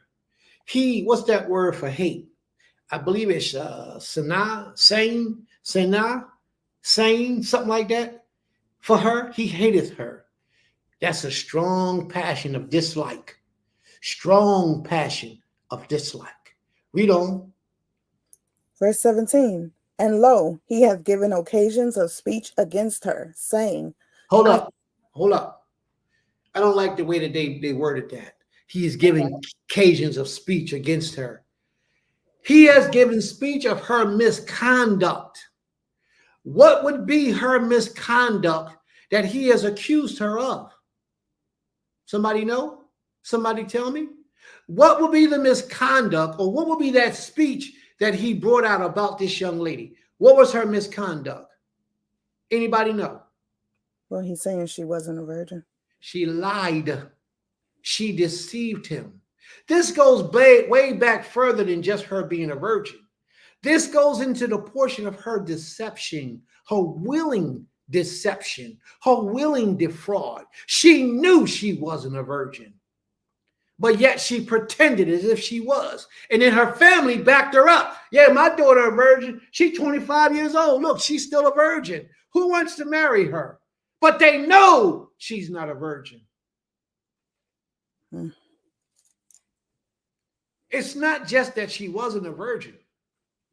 It's the fact that she was portrayed to be a virgin and she was lying. The family was lying.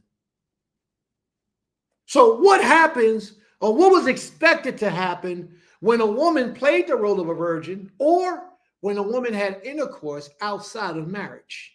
Let's see what happens. Read on, please. Verse 17, and lo, he hath given occasions of speech against her, saying, I found not thy daughter a maid, and yet these are the tokens of my daughter's virginity, and they shall spread the cloth before the elders of the city. Verse 18, and the elders of that city shall take that man and chastise him. Now, if you bring up false accusations against a female, and you give out a false report about that young lady, you get punished. You get punished because the proof is here. They got all the receipts showing that my daughter was a virgin, just as we stated. It might be a male that's trying to lax on his responsibility, on fulfilling his duty as a husband. She might have just been so gorgeous, he might have just wanted to lay with her, but didn't want to be married to her any longer. So he brought up these false accusations about her unrighteously. Unrighteously. Read on, please. Okay. Verse 19, and they shall immerse him in 100 shekels of silver, and give them unto the father of the damsel, because he will pay a heavy fine for disrespecting that young lady, saying she wasn't a virgin, and she was. He shall pay a heavy fine for that. He shall get whipped for that, for bringing a bad name upon her. Read on, please. Okay. And she shall be, because he has brought up an evil name upon a virgin of Yisrael. And she shall be his wife. He may not put her away all his days. He had to pay 100 shekels. He got whipped, and he can't put her away all the days of his life. No matter how she responds in that marriage, he can't put her anywhere. She's stuck. He's stuck with her from that day forward.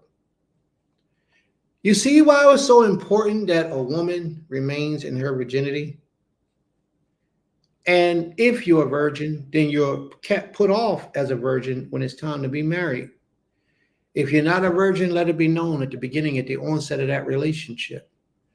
And of course, a man marrying a woman and she has other children, he already knows she ain't a virgin because she got children. But there's a lot of females out here who don't have children, who pretend as if they have never been with a man. 30 and 40-year-old virgins, and they're lying. They're deceptive. Then this punishment shall happen to them. And if a man lies with a woman today who pretend to be a virgin and she's not, he should broadcast that upon the nation, but he needs to let it have some evidence and some proof that she ain't. On the flip side of all this, all of our women were expected to be virgins until they were married. So sisters, where does this place you at in your life? Those of you who were married and didn't have children, where does that place you at? Read on, please, and let's see if we can answer that question. Verse 20. But if this thing be true, and the tokens of virginity be not found for the damsel. 21. Then they shall bring out the damsel to the door of her father's house. Now, this is the punishment that a lot of women would have today that pretended to be celibate or pretended to be virgins, but were lying. And I'm not even going to say celibate. I'm going to have to say celibate by way of not ever having sex, not that you took a break from sex, but you say you're a virgin. Read on, please. This would be your punishment. Where would a lot of our sisters be at today if this was enacted upon in Israel? Verse 21. Then they shall bring out the damsel to the door of her father's house, and the men of her city shall stone her with stones that she die, because she hath wrought folly in Yisrael to play the whore in her father's house. So shalt thou put evil away from among you. Do you see what the Father said in the scripture? She had brought folly upon who? Not just herself, but the nation. By doing what? By being promiscuous with men. He didn't even say by her being deceptive. He said by her not being a virgin. That is a disgraceful thing. And I know for a lot of women, I see it and checked out. A lot of them checked out, but that's okay. The truth hurts, but it only hurts the guilty. It only hurts the guilty. A lot of women in Israel today, you've lost your virginity many years ago. Probably some of them, most of you, even in your youth. Most of you in your early youth. 12, 13, some before that. 8, 9. And it wasn't your choice. A lot of times when you were 13 or under, you were molested by an uncle, by someone you trusted, by someone you thought was going to be there for you. Some male in your life had his perversion ways with you in your youth, 9, 10 years old. Some male did the unspeakable acts of taking your virginity. You never told anybody. You grew up, you got married, and pretended as if you were still a virgin. Then you're guilty of this act. It's not your fault what happened to you. It's not your fault. Those men ought to be decapitated. Their heads need to be cut off. You don't touch the children of the Almighty. But so many males today are guilty of that act. So many. And sometimes it be their own biological children that they do this with. Some of them so twisted that they go beyond their daughters and they molest their men, their little male childs. It's horrible, the world that we're living in today. So everything, sisters, is not in your control, and we understand. But the simple fact that you're being married, passed off as a virgin, you should not let that be that you are a virgin. You should let it be known, because the Most High knows what's going on. And that male that did that act to you needs to be held accountable. And if I'm not mistaken, there is no statute of limitation on that. He can be dealt with. And especially in the Israelite community, he can be dealt with. So you going from girlhood to womanhood, elevating from girlhood to womanhood, having that secret in your heart, but pretending as if it's not there when you become into your womanhood is not a good thing. If you have been violated, someone should know, and someone should bring that individual, that violator, up to cause. I've heard plenty of stories of these things. And plenty of times, by the time the woman reaches adulthood, that male, he died, he passed away, he locked up, he's incarcerated. I've heard plenty of those stories. So sisters, I'm letting you know that it's not your fault. And for a lot of brothers that might be here who don't know, sadly to say, but that has happened to the majority of women in the world today. The majority, by far, have been molested in their youth.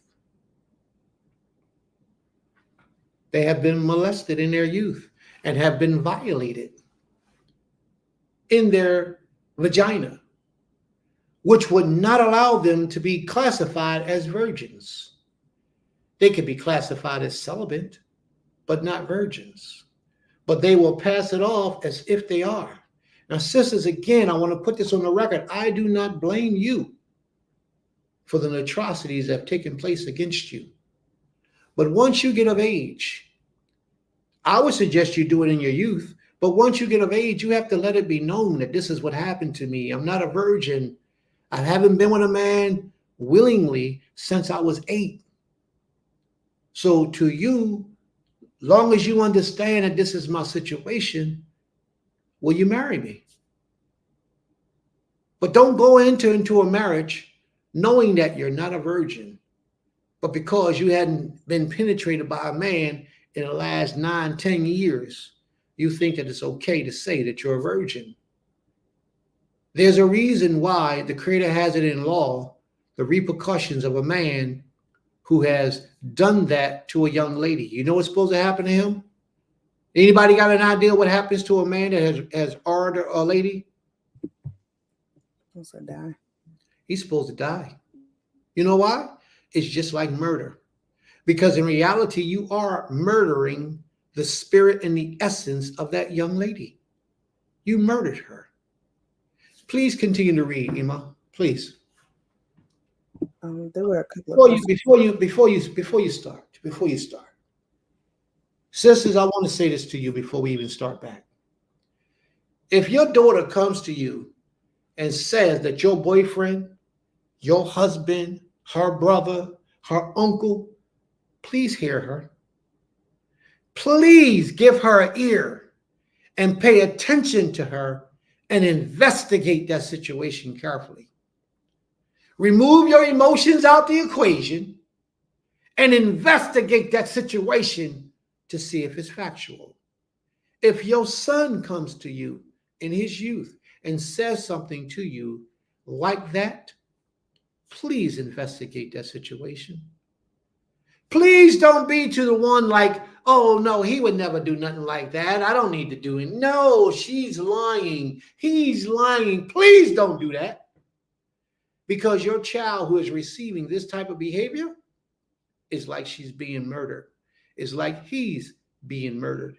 And then males are trying to figure out why this guy's running around here with a dress and a skirt on at 30 years old. And it's because all what stemmed in his youth from a man that he trusted and he looked up to that was a pervert that didn't exist, that what should even have been here. Read on, please, Ima. There was a question. Did you want to, or do you want me to read on? Go ahead. What's the question? I'm sorry, I didn't see it. I'm not reading the list for everyone, so go ahead. Read the question, please. You answered one, so this is the next one. Uncle Autumn says, in ancient times, if a lady's virginity was taken from her, there may not be a bride price anymore, but would she still be able to get married at all in ancient times? Yes, she could still get married. And there still may be a bride price for her. That all depends on what the family works out. Okay? Because a bride price is just that. You're taking a bride. A dowry is when you're taking a virgin. All right? So let's read on, please.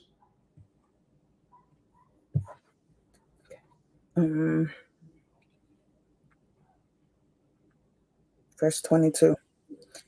If a man be found lying with a woman married to a husband, then they shall both of them die, both the man that lay with the woman and the woman. So shalt thou put away evil from Yisrael. If a man be found lying with a woman that is married, well, it shouldn't say woman, because women don't do those things. It will be a female or a girl who's already married and having intercourse with someone else. Women don't do those types of see women and ladies are held to a higher standard. They have integrity. And if you have integrity, there's certain things you just won't do. You follow me? So we have to understand that is not talking about, even though the word that they have there is Isha, it means a woman. Basically, it means female. It also means wife. And Nasheen means wives or women. Understand that word is interchangeably. So I don't know if they have a word for female. I guess nikeva, which means feminine, could be female. If they chose to use nikeva, they could have used nikeva. But the point is, if a man willingly lies with a female and she's married, he is committing an atrocity in Israel. Why? Because that woman belongs to someone else. It's like stealing. And there's a punishment for that. Read on, please.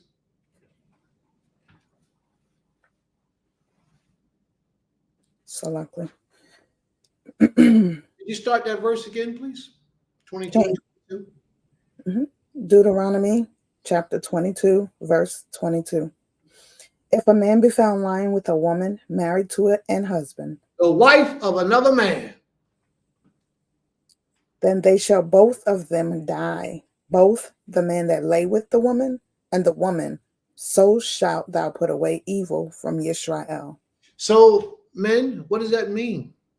That means you should carefully investigate to make sure that this woman is not married prior to you taking her, prior to you having intercourse with her. But also, that marriage that they're speaking about was a marriage of fornication because neither of them had committed themselves to each other by way of marriage. This doesn't say if a man marries a woman that's married to another man. This says if a man sleeps with a woman that's already married to another man, that means they willingly know that they're violating the laws of the Almighty. They're willingly doing these things, knowingly. He's sneaking around with the property of another man. Both him and her should be put to death. Both him and her should be put to death. So you got to carefully investigate. Is this woman married? Find out, and then you move forward. Read on, please.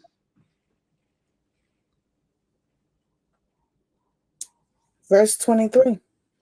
If a damsel that is a virgin be betrothed unto a husband, and a man find her in the city and lie with her, then ye shall bring them both out unto the gate of the city, and ye shall stone them with stones, that they die, the damsel because she cried not, being in the city, and the man because he hath humbled his neighbor's wife. So thou shalt put away evil from among you. So she's pretending as if she was raped, if it was taken from her, if he seized her and forced her. Well, the question is, if he seized you and forced you, why didn't you crawl out? The Creator didn't say if anybody heard her. He said if she doesn't call out. See, she didn't call out.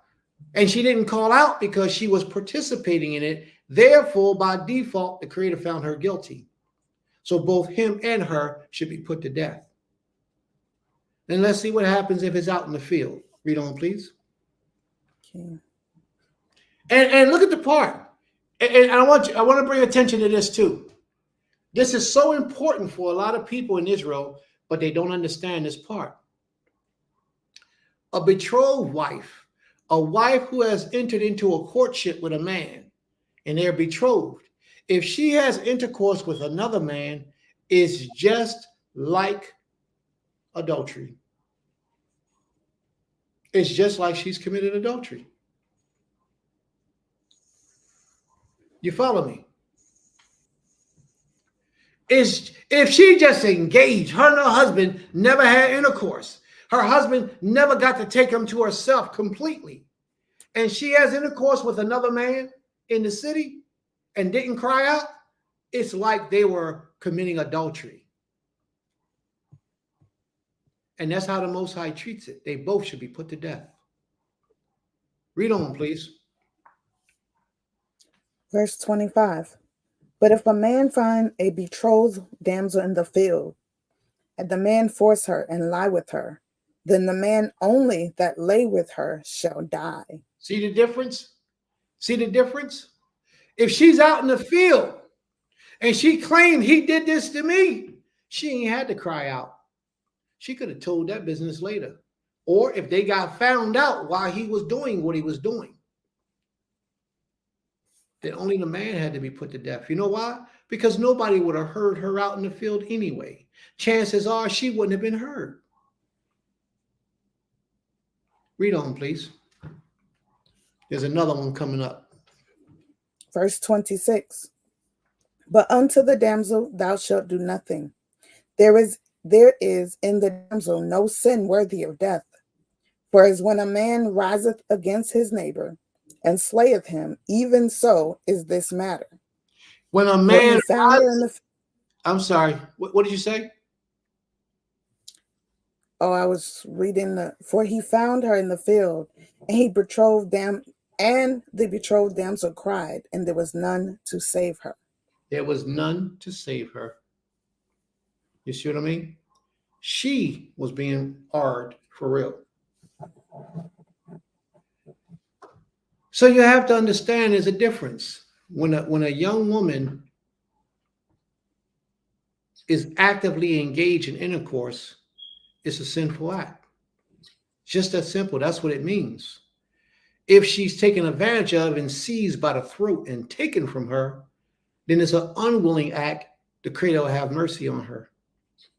But a young woman that is engaged in intercourse, a young woman who is engaged in active intercourse, is wickedness in the sight of the Creator. She could lose her life. Do y'all understand what I'm saying? Because so many of you have young women and you passed, oh, that's what young people do. Leave them alone, Prince. They're going to grow up. They'll be all right. They're whores. And you are allowing promiscuity in the nation of Israel. It's not befitting for a young woman of any age to be sexually active if she's not married. It's a violation. And just because we live in the year 2024, don't mean we have to live blind to the laws of the Most High.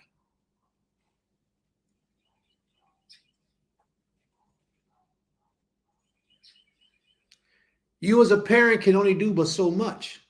But I'm saying don't condone it. Shut it. Beat them down. Put them out. Do what you got to do to get them away from that promiscuity and that promiscuous mind. Because if you lead to it, she'll never develop into a woman.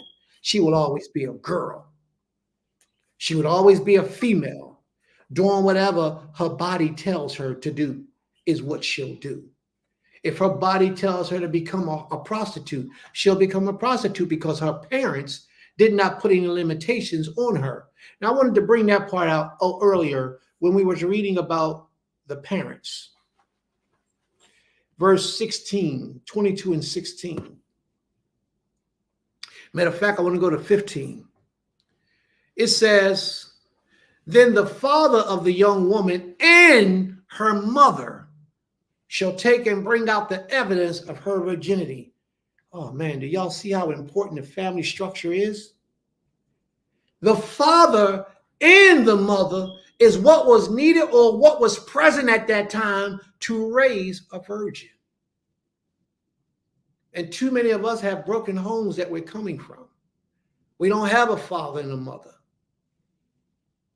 So how much can you really expect out of that child when there's an absent part of the equation from her life? Women, sometimes, if you got one child, just say you got one child, and it's a little girl, and you can't stand her father because y'all been together and he cheated on you, suck it up as a loss and go get that man. And if you two can work it out and live it out, that should be your husband. The father of your child should be your husband. Work it out the best you can. Sometimes that means you got to sacrifice a little bit of what you want to get what your child needs in her development. And so many people in today's time, they feel, oh, no, I'm not sacrificing nothing. You don't realize the damage, the potential damage that you're doing to the future chances of your child of developing, being prosperous to humanity in the years to come. A lot of times you don't understand that by you risking a little portion of yourself, you could be doing your children so much better of a benefit. And when you got some of you females in relationships with, see, women don't think like that. Women see the whole picture, not just what they want. Women make the sacrifice for the whole picture. Girls are really selfish. So we got a lot of girls walking around in grown women bodies. A woman says, you know what? I need my children to come up to be the best they can. Therefore, the family structure is both husband and wife. So I know I had intercourse with this man voluntarily, willingly, against my father's wishes. So the best thing I can do is go get that man that has helped me to lose my virginity and marry him. He fathered a child with me. So therefore, I need to bring him into my life, try to do the right thing, and walk right according to the Creator. Now, if you do that and he fails, then you should be forgiven. But for you not to take that chance and do that for the sake of your children or your child, that's a problem. Too many of us, although we walk around with womanly status, we're females and girls in our mind because we're selfish. Well, I don't want a man that got children by another woman. You can't help that. Does he have children by you? Yeah, he got one by me, but I ain't going to marry him than you, one of those other women. Mm-hmm. The best thing you can do is marry that man, stop his cycle of having babies without marrying the women, stop his cycle because he's going to marry you, but more so, stop your cycle and preserve the future of your children. And a lot of people don't understand that. Mm-hmm. A lot of females, well, I don't want to make that sacrifice. I don't like him. He snore. That's the reason why you don't want to marry the man, because he snores. But you laid down. He was snoring after he got finished making that baby too, didn't he? But you paid that no mind. You knew he snored before that. We find all the reasons to be single after the fact. After the fact. Well, we're really disrespectful to the Creator. That's what we really are. That's all I wanted to read in that particular portion, Iman. Thank you very much. Basimka. And they shall find him 100 shekels of silver and give them to the father of the young woman, because he had brought a name upon a virgin of Israel. You have disgraced her, and that she wasn't worthy of that. But if the thing is true, and the evidence of virginity was not found in the young woman, then they shall bring out the young woman to the door of her father's house. Look how she lives in her father's house. Look how the house is recognized as her father's house. How many young women live in their father's house and are not married? How many? Not your mama's house, but your father's house. Because that makes a difference. And usually the young women who don't live in their father's house are whores. Up and down the street. That's why you got to hold on to your daughters as long as you can. Hold them sacredly close to you as long as you can, being a man. Because the average young woman who ain't under the roof of her father is hoeing up and down the street. And it's sad. It's sad. It's sad. Especially our young women. Especially our young women. You give a woman a little bit of responsibility and she thinks she can throw that coochie anywhere she wants. I'm grown. I can do what I want with me. This is mine. No, you can't. It belongs to the nation. It belongs to the Creator. And just because you're out on your own, living out on your own, don't mean that your integrity is still not, you're not still responsible for your integrity. But that's what they feel. That's what they do. And that's a sinful act. It's a sinful act. And it's something that we need to bring under control. But watch, because there's another young woman or young female that's raising up into adulthood, and these are the things that they're doing, but they won't tell you about it. Beware lest there be among you a man or a woman or clan or tribe whose heart is turned away today from the Most High Elohim. A lot of people that you used to walk with, you used to be side by side in prayer on the floor, crying out to the Most High King, will one day mysteriously become something else. And this is what they become.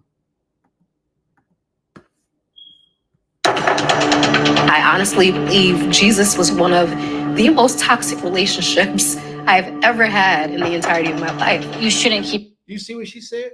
She said Jesus was one of the most toxic relationships that she ever had in her life. That's what she said. Watch this.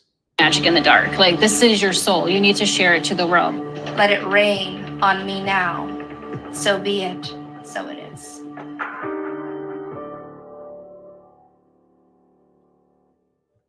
The title of this is named Leaving Jesus.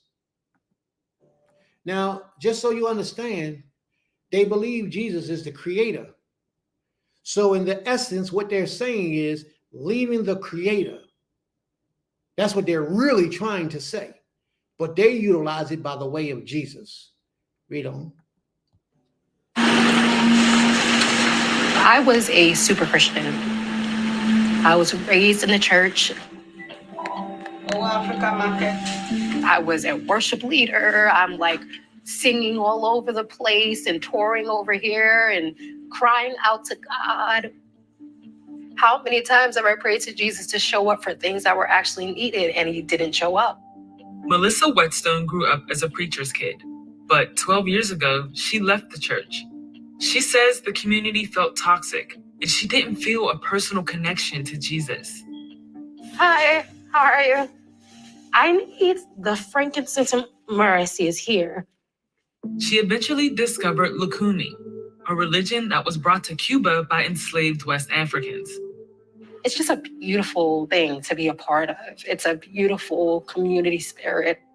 You're learning and growing with other people. So I really love it. Black folks have left the church in higher numbers over the last decade than ever before, and younger generations are even less likely to affiliate with the church. But many young people are still seeking spirituality, and some are reviving traditions from Africa and the Caribbean through practices that connect them with their ancestors. This is my bovada, or my altar. A few glasses of water. That's just for my specific ancestors who watch and look over me. I have liquor that my uncle likes. Gotta make sure he still get lit on the other side. I feed them. I talk to them. I spend time with them. Like, this is my place to be. So can you talk about some of the differences in what you study now to what your relationship was with Christianity then? What are you getting out of Lukumi? I get answers to my prayers. That I tell people that all the time. Like, when they're like, what's the difference? I'm like, because my prayers are answered. Like, that's one. When I come to my altar and I pray to my ancestors and I actually take my time to cry out, not only do I get responses, I get physical manifestations and answers. You were born into a household where your dad was a pastor? Yes. How is that relationship with him now, and how did your family react? I'm the black sheep of my family. I love my family to death. They love me, but we don't see eye to eye. They're like, girl, you going to hell, you going to burn. And I'm like, if I was going to burn, I'm pretty sure we will be burning together. Ironically, it is often because of that kind of religious conservatism that people move out. Dr. Yvonne Sherrod studies African and indigenous religions. A lot of these religions came to the United States after the Middle Passage, after the period of slavery. Like other immigrants, they bring their cultures and their religions. But because when they come to the United States, they're often met with hostility, they tended to be secretive.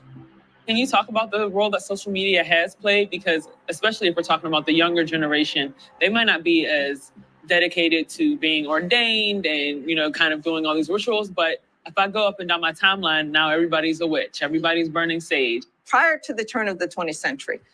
You see what she said? As she go up and down her timeline, everybody's a witch. Everybody's burning sage. Everybody's burning sage. Everybody's burning sage. And we think it's okay. Utilize the internet or whatever media was available in order to be spiritual entrepreneurs. They would sell goods and services. They would treat clients and so forth.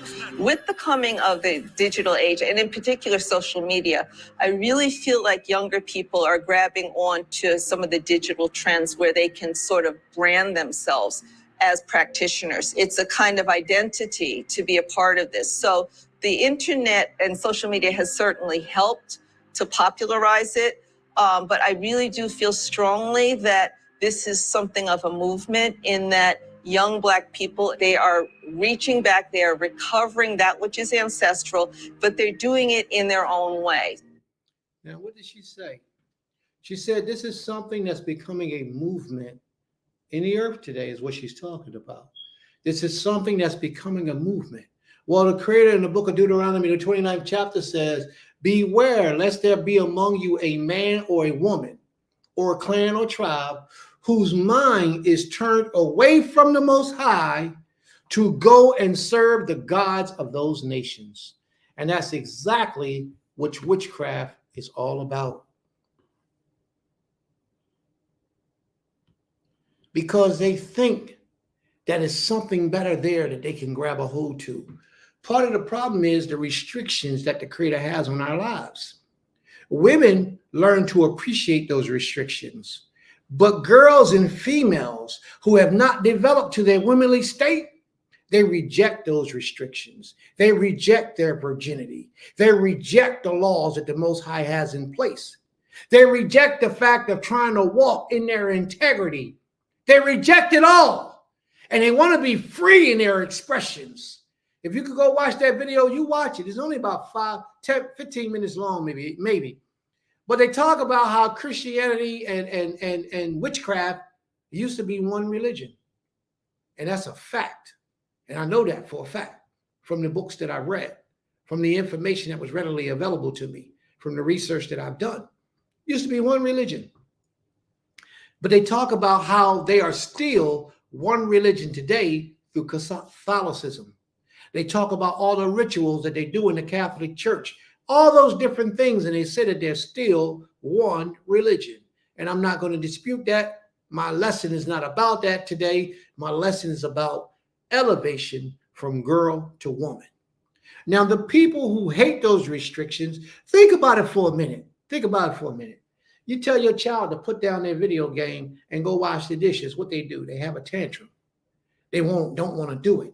They feel, oh, I don't want to do that. Oh, you might have to tell them 3 or 4 times. You might have to throw a shoe over there to get their attention, to get them up to go do what they're supposed to do because they reject it.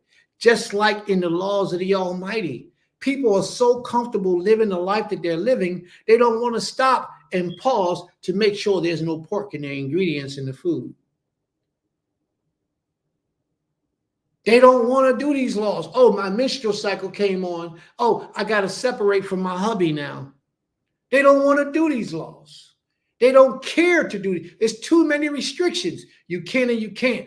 Everybody, there's a new fad now. Everybody getting tattoos. Oh, you an Israelite, you can't get a tattoo. Oh man, oh shoot. These things combined, compiled. These things now take somebody to feeling like, what's the use of me doing this? I can't do nothing. The reason why is because the earth has become exceedingly wicked. Everything about the earth has become, everything about life in the earth has become exceedingly wicked.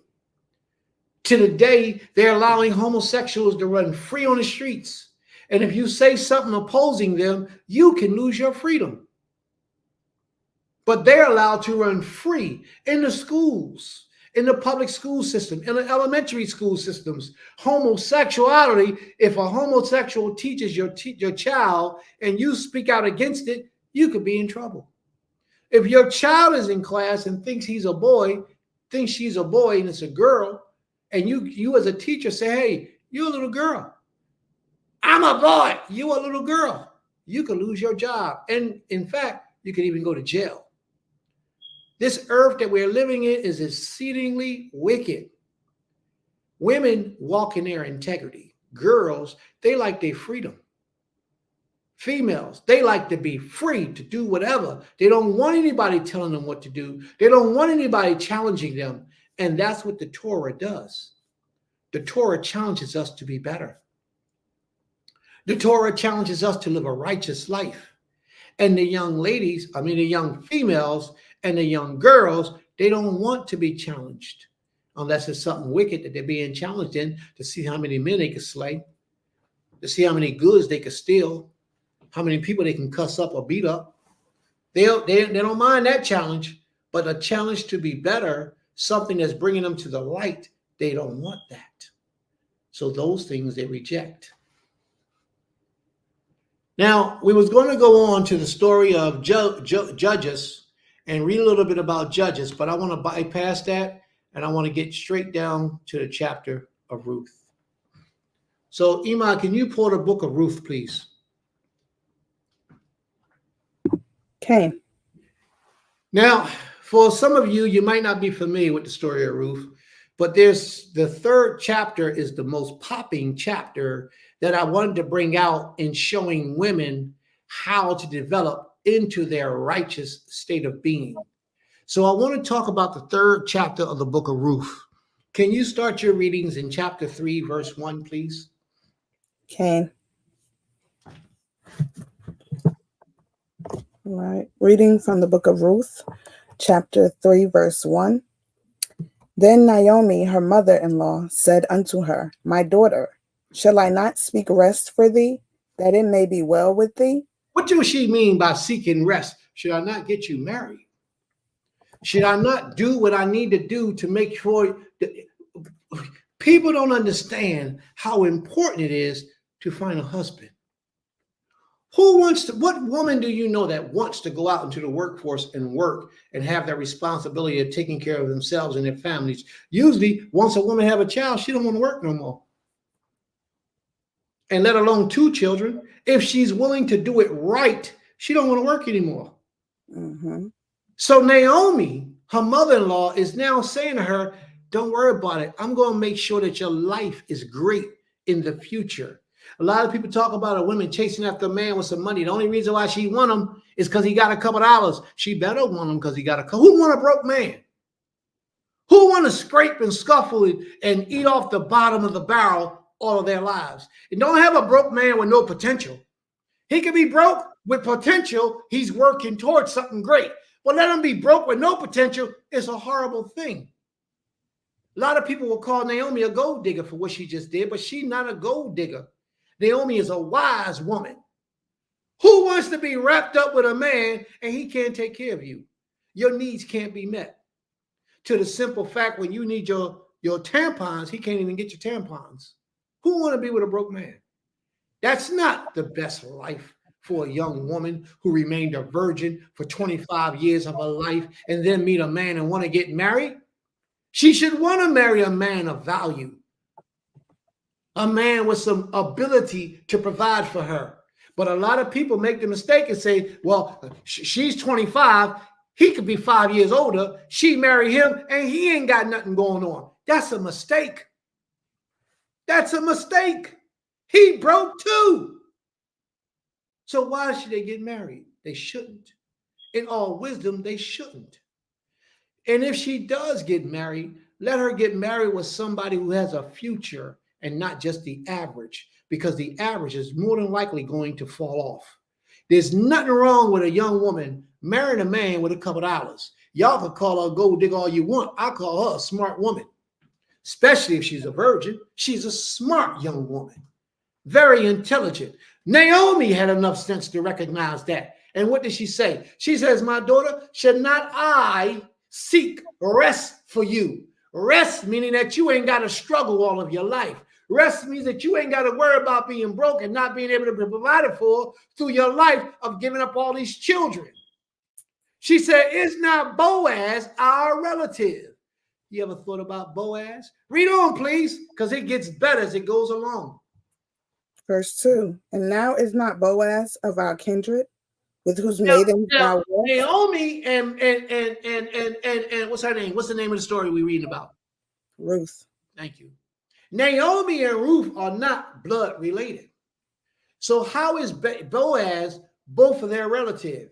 Because Naomi had a husband who was related to Boaz. Once that man took her, she now became of her husband, his possession. So now everything that's in his family is in her family. So Naomi didn't speak unrighteously when she spoke. She said Boaz is our relative because Ruth's husband passed away. Read on, please. Behold, he winnoweth barley tonight in the threshing floor. Watch that. Ima, start at verse 2 again. Verse 2. And now is not Boaz of our kindred, with whose maidens thou wasest? Behold, he winnoweth barley tonight in the threshing floor. Mm-hmm. Wash thyself, therefore, and anoint. What did she just say? Wash thyself. That's our lesson from 3 lessons ago. Remember that, y'all? 2 lessons ago, remember? Anoint thyself with oil, have thyself smelling good. Naomi is wise. She know how to do what she do. Naomi knows her strength. And Naomi is teaching Ruth how to step into her strength, how to change from girlhood to womanhood. Mm-hmm. She said, now you get ready to approach this man, and you're approaching this man with the intentions of trying to win his favor so he can make you his wife. Go take a bath and anoint yourself with some oil. Make yourself smell good. Put on some nice clothes. No woman should ever allow her husband to see her with her looking like this. And her clothes all over the place, looking all raggedy and rough. And she's stinking and she smell like she ain't bathed in weeks. No woman should let her man ever see her ankles crusty, ever. There is no excuse for that. You want to know how to be in your strength? That's a portion of it right there. Read on, Ima. Tell them about it. Wash thyself, therefore, and anoint yourself. See, girls don't do all that. Girls say, take me the way I am. If you don't like me how I am, then that's just too bad. But Naomi raised Ruth in a manner that Ruth will put aside her own feelings, her own desires to please her husband. Ruth is she getting schooled on the highest level of womanhood right now. And a lot of you are not really seeing what's taking place, but I'm trying to allow your minds to open up. Don't come as you are, because as you are might not be good enough. You may come from the hood. You don't have to be of the hood. Mm-hmm. You can put that little pizzazz to your class, to your style, to your taste. You can do that. And that's needed if you intend to marry a man of caliber. Brush your teeth. That's something that a lot of people don't do too often. Brush your teeth 2-3 times a day. Wash your body, bathe yourself, cleanse yourself, conduct yourself in a manner that shows you take pride in who you are. But read on, because I'm going to miss the lesson for a minute. Go ahead, keep going. And put thy raiment upon thee, And get thee down to the floor. Look good. Look good. And then go up there. Watch this. Watch what she says. Watch what she says. Watch this. But make not thyself known unto the man until he shall have done eating and drinking. She got wise. She said, don't interrupt him. Wait until he's done eating and drinking and doing all that he wants to do. Then you say something to him. Mm-hmm. That's the difference between a woman and a girl, a woman and a female. A woman knows when to speak. A girl and a female allows their emotions to attack them, and they just got to blurt out their mouths, no matter what situation they're in. Read on, please. Okay. Verse 4. And it shall be when he lieth down that thou shalt mark the place where he shall lie, and thou shalt go. Find the place where he lies. After he lies, well, this is some deep level stuff, y'all. I don't know if y'all ever looked at it this deep, but this is some serious deep stuff. She's using the craftiness, the skills of a woman who knows her strength, and she's transferring that knowledge onto her daughter. Watch what she says. But when he lies down, watch where he lays at. And the place that he lies. Watch. And then what? Then what she say, Ima? And thou shalt go in and uncover his feet and lay thee down, and he will tell thee what thou shalt do. Now let's stop. Whoa! Powerhouse right there. And a lot of y'all don't even realize it. That's a powerhouse. This is what she said to her. Go and uncover his feet and lie down. How many of you women would actually lie down at the feet of the potential man that you want to be married to? And not only that, let him tell you what to do. How many of you women see yourself that much in your strength as a woman that you would do that type of humility and bring that type of humility upon yourself, that you can humble yourself at the feet of a man and let him give you instructions? See, that takes a certain type of quality. Most females today are too arrogant. They're too masculine. They have too much masculine energy that they can't do a feminine thing unless they're doing it with another female woman. They can't do the feminine thing and humble themselves at the foot of their potential husband. She got herself all dialed up, dressed up, smelling good, and then she went in and humiliated herself according to today's standards. She humiliated herself according to the average mind of the females today. She humiliated herself.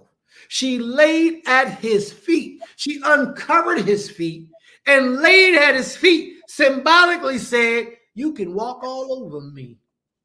I don't care. Just let me be called by your name. Symbolically said, have your way with me. That's what all that meant. She uncovered his feet and laid down at his feet and said, whatever you do to me, I'll accept. Just let me be your wife. How many of you enter into a marriage with that type of attitude today? How many of you even enter into a courtship with that type of attitude today? Sisters, let me tell you something. Women know their strength. And a woman will analyze where she's been, what she's been through, and where she want to go. And then she will ask herself, what price is she willing to pay to go where she wants to go? And a lot of time, she has to pay the price of losing herself and who she was, because who she was got her what she had. She has to become somebody new to get what she desires. I don't know if y'all understood the deepness of that. I don't know if y'all understood the deepness of that. Sometimes what you've been all your life is not the best person that you need to be from this day forward to get the things that you desire in life. She embarrassed herself. She annihilated her old spirit, took off all those clothes, all those raiments, all that dirt that was on her body, approaching people with stink attitude. She destroyed the old her and humbled herself, laid at his feet and said, I no longer want to fight with you, my Lord. I no longer want to argue with you, my Lord. Whatever you say, it will be. Be my leader. Be my king. Be my husband. Be my God. I humble myself before you. Please just take me as your wife. What did Isaiah, the 4th chapter, say? Just take me as your wife to take away our reproach. That's what she's saying to this man. And watch what the man says. Read on, please. This shows you the caliber of Boaz. See, Naomi was wise. She saw that this man had a certain character and trait. She said that this is a family member. He's a hell of a man. Go and see if we can win his favor. And then she told her how to do it. She was an older woman schooling a young girl, telling a young girl how to be an older, wise woman. Watch what she says. What happened, Emma? Verse 5. And she said unto her, all that thou sayest unto me, I will do. And she went down unto the floor and did according to all that her mother-in-law bade. Wait. She said, Naomi told her to do all that embarrassing stuff. And you know what she turned around and said? No, man, I ain't doing all that. I ain't disrespecting myself. Oh, no, I'm not going to lose myself to please no man. I just can't see myself doing these things. No, I can't. She didn't say none of that. She obeyed the voice of her mother or mother-in-law, but her mother. Mm-hmm. She said, Emma, all that you say, I will do. And she did exactly. Matter of fact, she did better than what she was told to do. She humbled herself. Ruth is displaying the epitome of a virtuous woman. Mm-hmm. She's working on a different level. She's a girl who's being raised to the level of womanhood. Even though she was in a woman's body, she didn't know. She didn't understand. But she's fastly getting the knowledge. Read on, please. Came. Verse 6. And she went down unto the floor and did according to all that her mother-in-law bade her. Uh-huh. And when Boaz had eaten and drunk, and his heart was merry, he went to lie down at the end of the heap of corn. And she came softly and uncovered his feet and laid her down. She came softly. Oh, y'all don't know why they put that there, do y'all? I know. Mm-hmm. Because women ain't supposed to be rough. Women ain't supposed to be hard. Women ain't supposed to be loud. Women are soft, gentle, workable, cooperative, inviting, respectful. Girls are loud. Girls are rough. Girls make you say, well, what do you want to do in life? Be a man or a woman? Girls. Women, you should never raise your voice at your husband. If you have a husband, you should never raise your voice at your husband. And don't be so worried about, I got to say what I feel. I was getting ready to cuss just now. I was ready to say, F your feelings. But until you learn that, your feelings don't matter. Until you learn that, you'll never be a great wife. Now, I'm not talking about you just being a wife, because many of y'all could be a wife, but you won't be married to a great man with that attitude. And you'll soon be divorced unless he's the type of a male that needs to be led by his woman. Then you can hold on to that. But if you ever seek and desire to get a righteous, virtuous, powerful man, you have to be what we're speaking about today to maintain it. It's easy to get it, hard to keep. And what we're trying to show you today is how to maintain a long, outstanding marriage. And if you loud and arrogant and boisterous and rough, you'll never stay married, if you could ever even get married to a man of strength. a man that is worthy to be called a husband. Read on, Ima. Mm.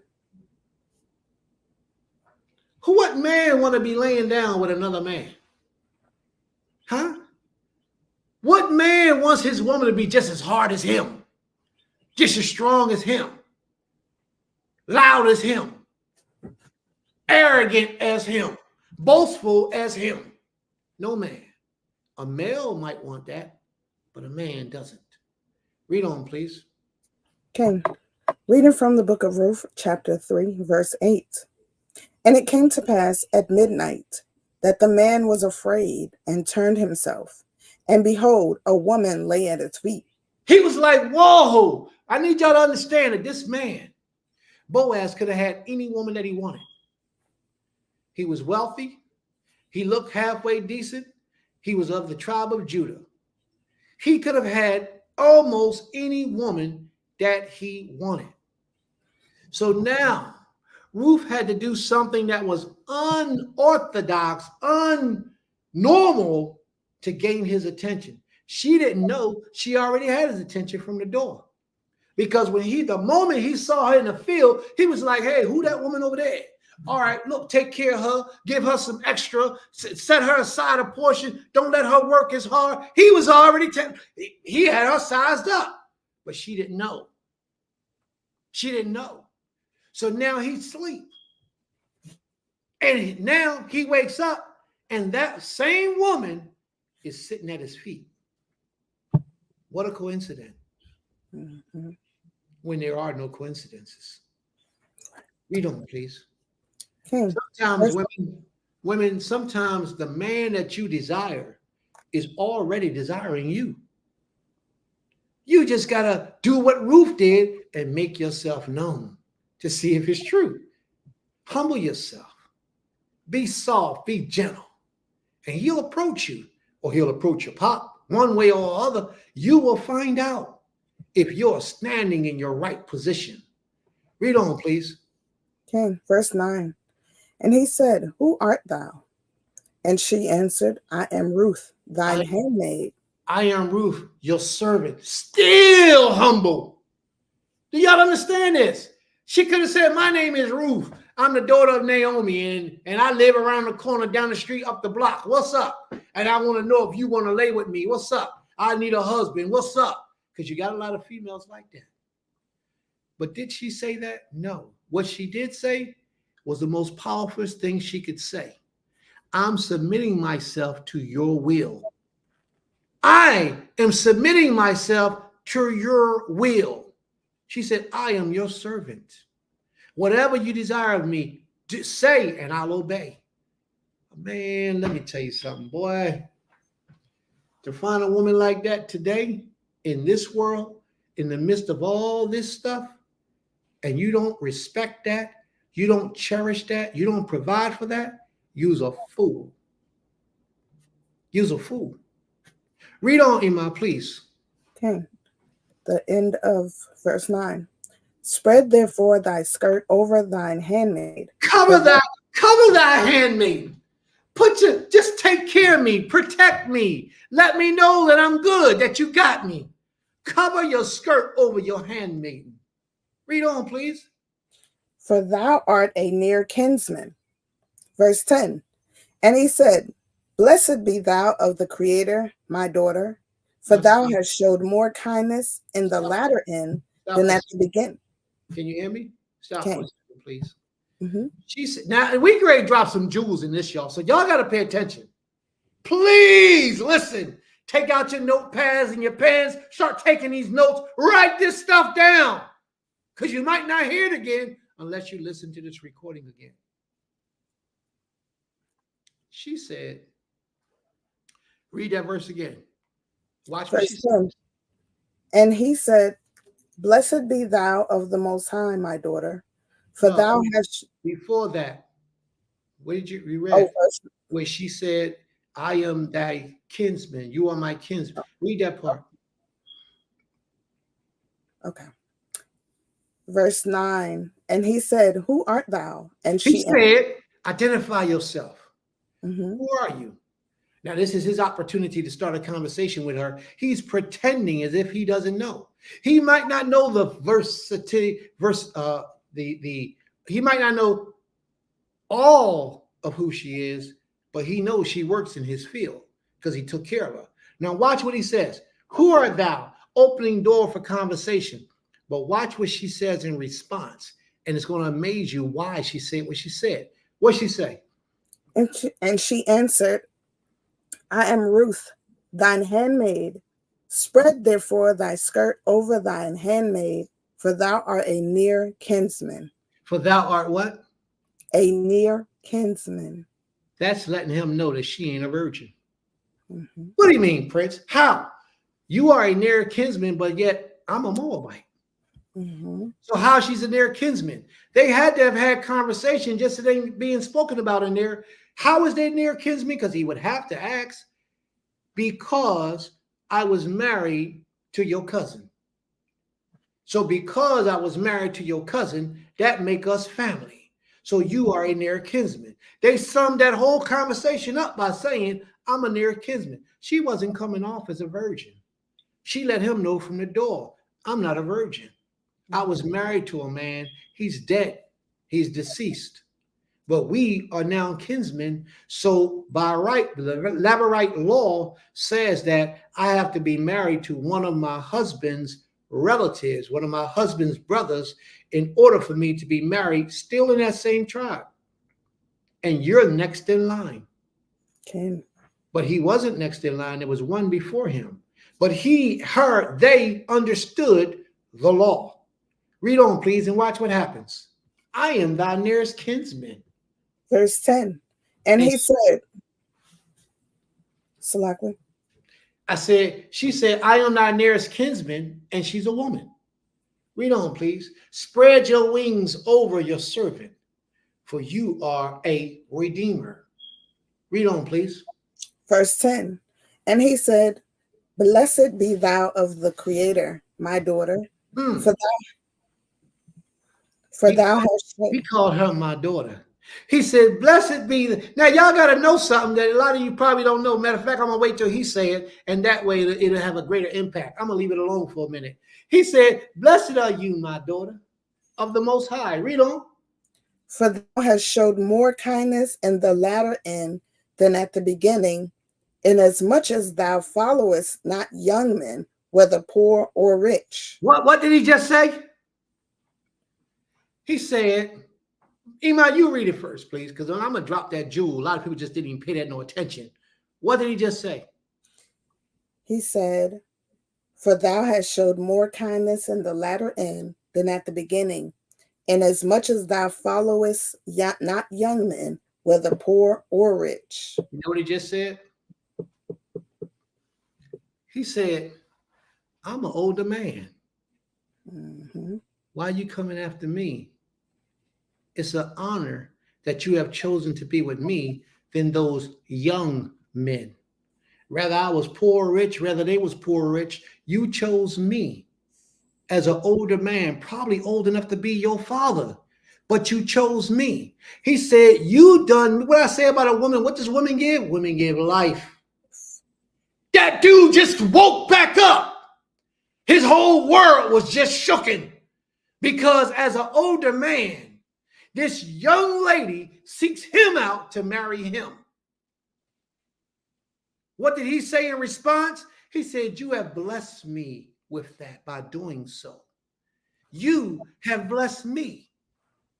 I'm older than you, much older than you. You could have went, as beautiful as you are, you could have had your pick of the litter with any one of those young men. But you came over here and you chose me. It ain't got nothing to do with money, but you chose me. For a young woman to be tied up with an older man, there has to be a reason. What is that reason? Because of his mind. She sees what he does, not what he talks about, what he's going to do. Mm-hmm. A lot of young guys today, I'm going to do this and I'm going to be that, and end up not being none of the stuff that they said they were going to be. They end up being failures. They end up being trash.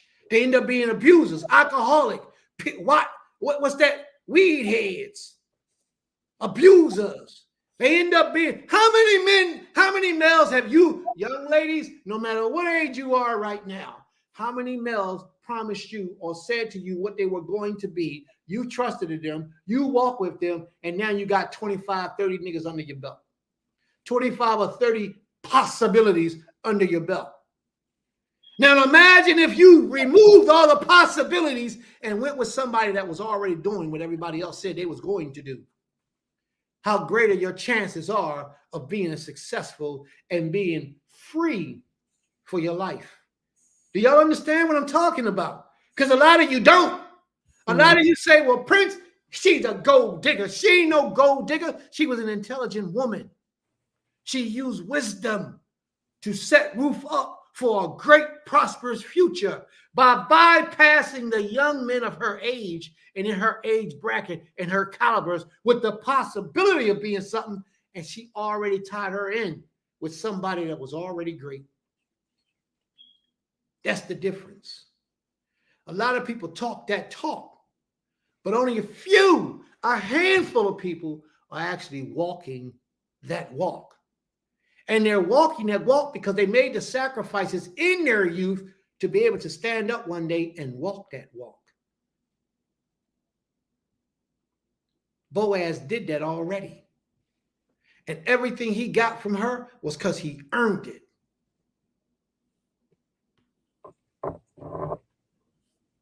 Verse 11. Verse 11 says, and now, my daughter, do not fear. Did you get down to verse 11 yet, Ima? Kane, I'm You there. you already did it. I didn't do it yet.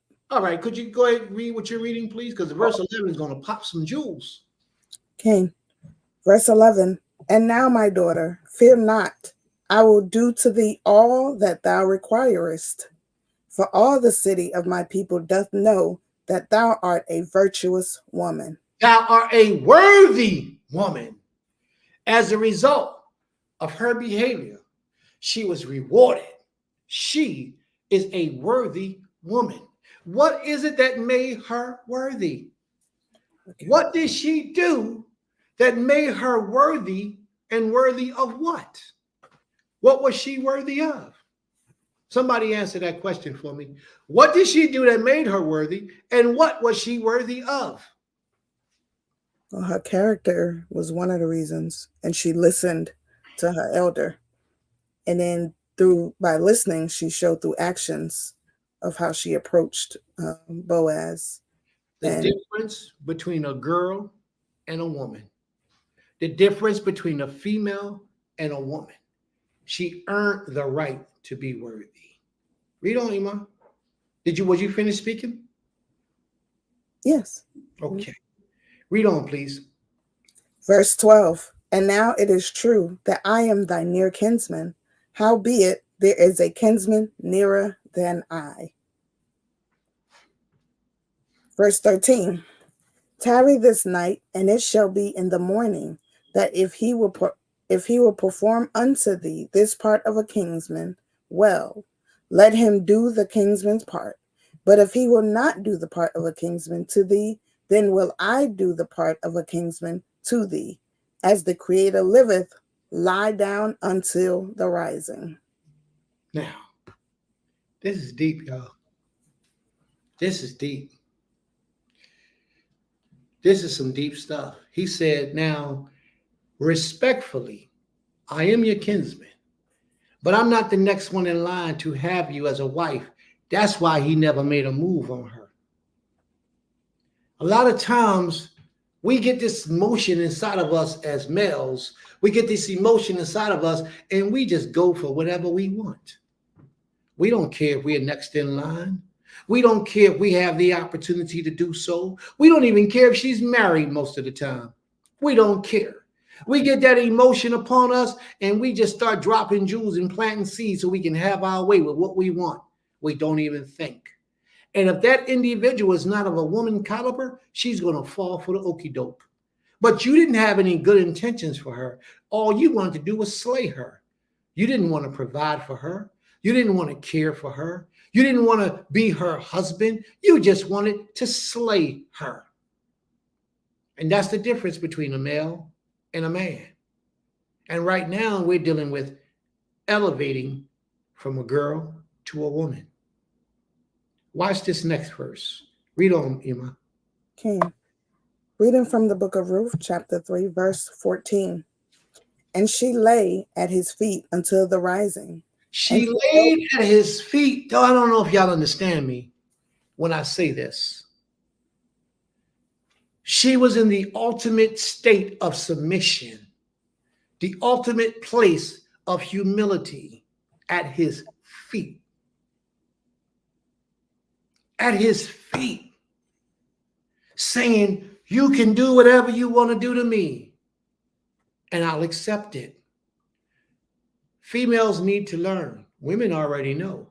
But females need to learn that when you submit yourself to a man, he has complete authority over you. Mm-hmm. You give up your position of sovereignty as your own individual when you marry a man. You are no longer your own entity. You now belong to him. And whatever he desires for you, you must obey and you must do. A lot of females in this world, especially growing up westernized, they don't understand that. A lot of Eastern countries, most of them, they understand that. But over here in the West, a lot of people do not understand what complete authority and dominance is. The Creator understood it. He told her that he will rule over you. That means submit yourself to his will. Ruth understood it. And for the rest of that night, she laid at his feet, showing that she understood it. What's the rest of that? Did you read that to the end? Verse 13, yes. Oh, wait, no, I didn't. Verse 14, and she lay at his feet until the rising, and she rose up before one could know another. And now, why did she leave before somebody else could see her? What? I mean, in my opinion, I think she left before anybody else could see her because it wasn't. Whatever you're doing with your hands on the keyboard, you got to stop. Oh, okay. Or bracelet or something. Go ahead. It really wasn't anybody's business while she was there. And she was on a mission. So she had to cover herself from others just being gossiping and just talking unknowing of what her mission was. Okay. Abba says it's to protect her reputation. Okay. All right. Anyone else? He said his reputation. Yes, to protect his reputation. Very good. Anyone else?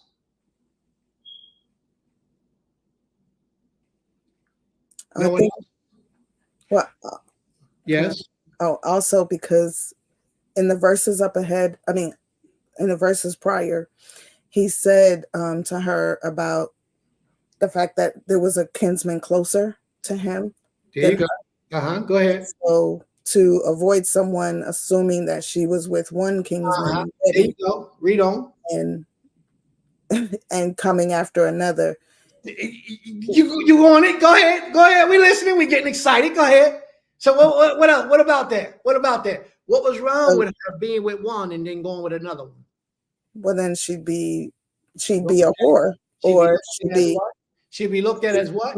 Or so, sisters, how important is the appearance that you give in your life to others to view?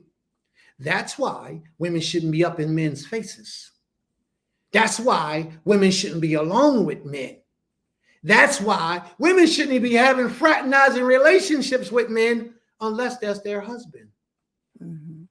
She did that so that she could protect his dignity, so that she wouldn't disrespect him. But she also did it to respect her dignity, so no one would accuse her of being with another man. See, a lot of these principles that we have at Beulah Land and Temple Keith-Irene, we didn't just make that up out of the blue. Mm-hmm. The Creator puts it upon our spirit because this is the way of our forefathers. There should never be a mistake that you did something with somebody and you could be totally innocent, or you could be guilty. You could be guilty. But to eschew the appearance of being guilty, don't even walk in that area. So she had to get up and run out so nobody would see her through the night. But yet she still said to him all night, I am your servant. And Sister Zachariah said, to avoid all appearance of evil. Mm-hmm. She was absolutely right.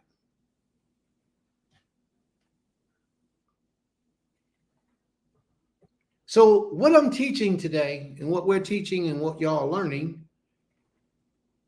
is a difference between girlhood and womanhood. See, if you notice, Naomi never told her to do that. She just understood that she needed to be ghosts by the morning. Mm-hmm.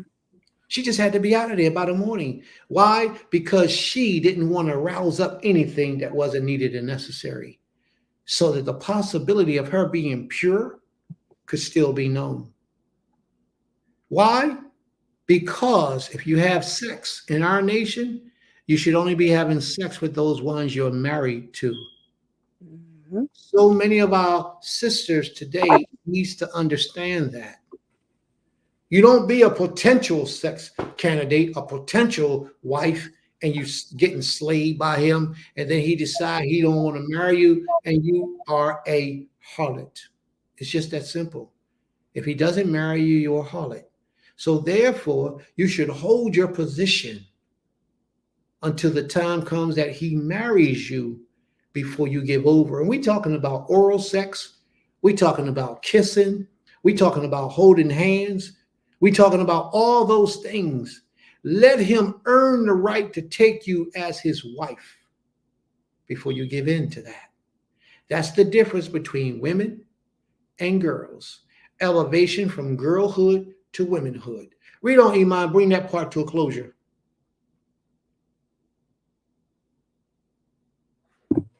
Okay. Reading the end of verse 14. And he said, let it not be known that a woman came into the floor. She laid at his feet. She humbly chose him by submitting herself to him. Sisters, do you possess the ability to lay at the feet of your desired husband? Do you possess that ability? That's right. She already had that mature mindset, that womanly mindset. And in verse 4, chapter 4, verse 11, it says, then all the people who were at the gate and the elders said, we are witnesses. May the Most High make the woman who is coming into your house like Rachel and Leah, who together built up the house of Israel. May you act worthily in Ephratah and be renowned in Bethlehem. And may your house be like the house of Perez, whom Tamar bore to Judah, because of the offspring that the Most High will give you by this young woman. They sent the blessings to Boaz because of the woman, because of her character, because of her nature, her respectfulness, her willingness, her beauty, and everything about her was just screaming out, wife. Not only wife, but virtuous wife. And these are the things that we must strive to achieve in our possession of desiring to be married to a husband. Women, these are the things that you must desire to achieve within your character, within your personality, within your nature. Now, a lot of people might look at this lesson and say, Prince is teaching y'all to be slaves. Prince is teaching y'all to be submissive. Prince is teaching y'all not to have a mind of your own. I don't know what to tell you, but I would almost guarantee you that those people who are saying that are not married. And I would almost guarantee you that if they are married, they're married to a weak vessel and not a man. I'm trying to teach women how to be, I'm trying to teach females how to be women, how to command a virtuous husband, how to be the best version of yourself that you can possibly be, to demand that. She received her award, and this is the first stage of marriage between a man and a woman, and that is the witnessing by others of their union. Now, this lesson has a part two. This lesson has a part two, but we won't be able to get to part two until next week, Creator willing. Next week, we have to do part three, because this is part two. But before we close out, we want to know if there are any questions or if there are any comments.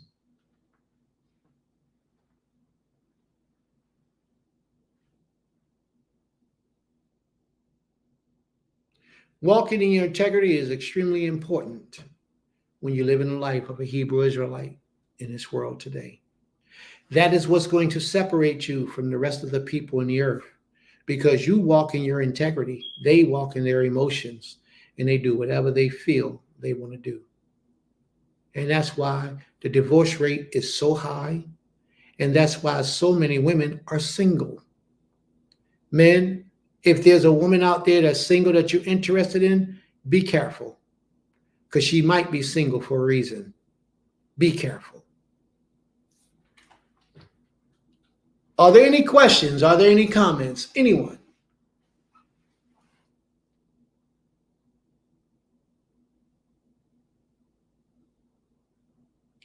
You have the floor, Abba. Okay, to the let's say first, great teaching, Prince, and it brings forth and brings out a lot of the key principles that are needed, actually on both parts, to be part of a successful marriage, a part of a successful relationship.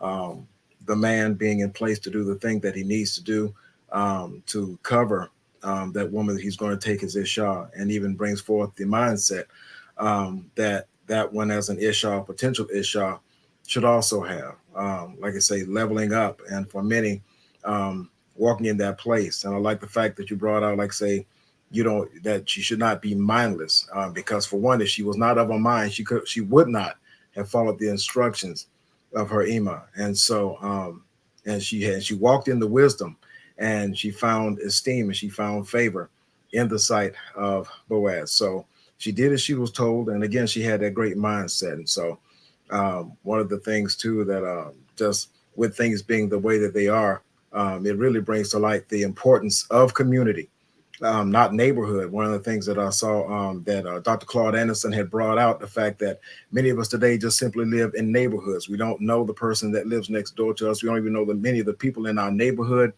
But when you have a community, then we're able to police, if you would, and protect our women. There are families that I've known of that intentionally purchase property next to each other so that their families could intermarry and that they can maintain the legacy of their families, because people understand that property is wealth. And so to make sure that all of that property stayed in the family and they continue to grow and continue to prosper, that the offspring that followed that union would appreciate the wealth that their forebears had and the wisdom to even purchase that property. So it allows us to see that as the people of Yaakov, that how we are to walk and how we should carry ourselves, and how we are, though many of us may be separated by distance, how we can still be a community, and how we can still help to police those ones, or I should say watch over, lead, and guide into those relationships, and find those ones that are virtuous, because there are many that are seeking relationship, and they desire to have that virtuous relationship and to find that person. And that's going to be found primarily and pretty much, I'll say, only within our community, those that are like-minded. So we're to join ourselves with those of like belief. And that's going to be right here in our community under teaching such as this, so that we can know how we're to conduct ourselves, both men and women, because what it does is it produces a greater level of accountability among our people, where we as men can hold ourselves accountable to one another, and we will hold each other accountable.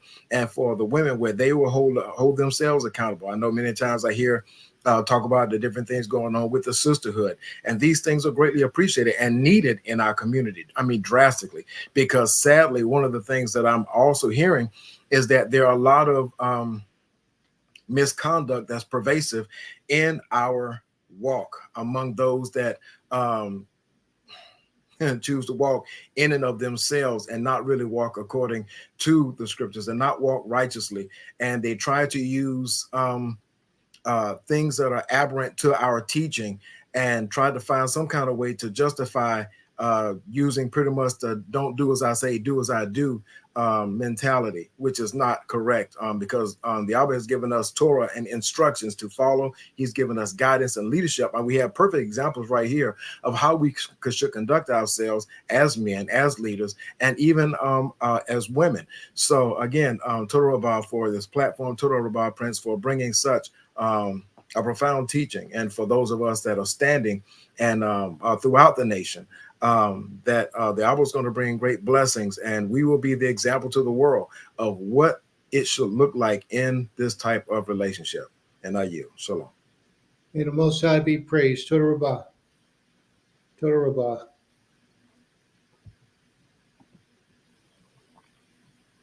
Anyone else?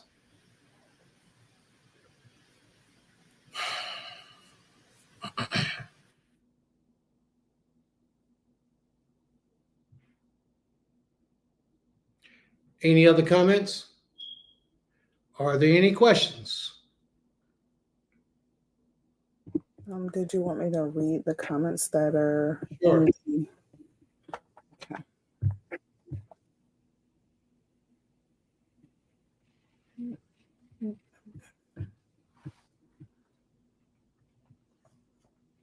There's a lot of comments. I'm gonna try to start. Sister Hadassah says integrity is about knowing what possibly could be said, thought, misinterpreted, and avoiding the possibility altogether. May the Most High be praised.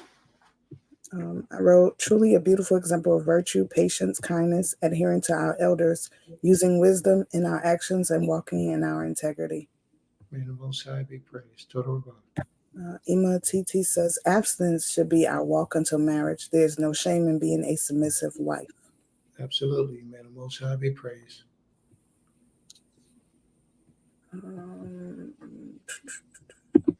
Or Hadassah says, facts over feelings, integrity over impulse. May the Most High be praised.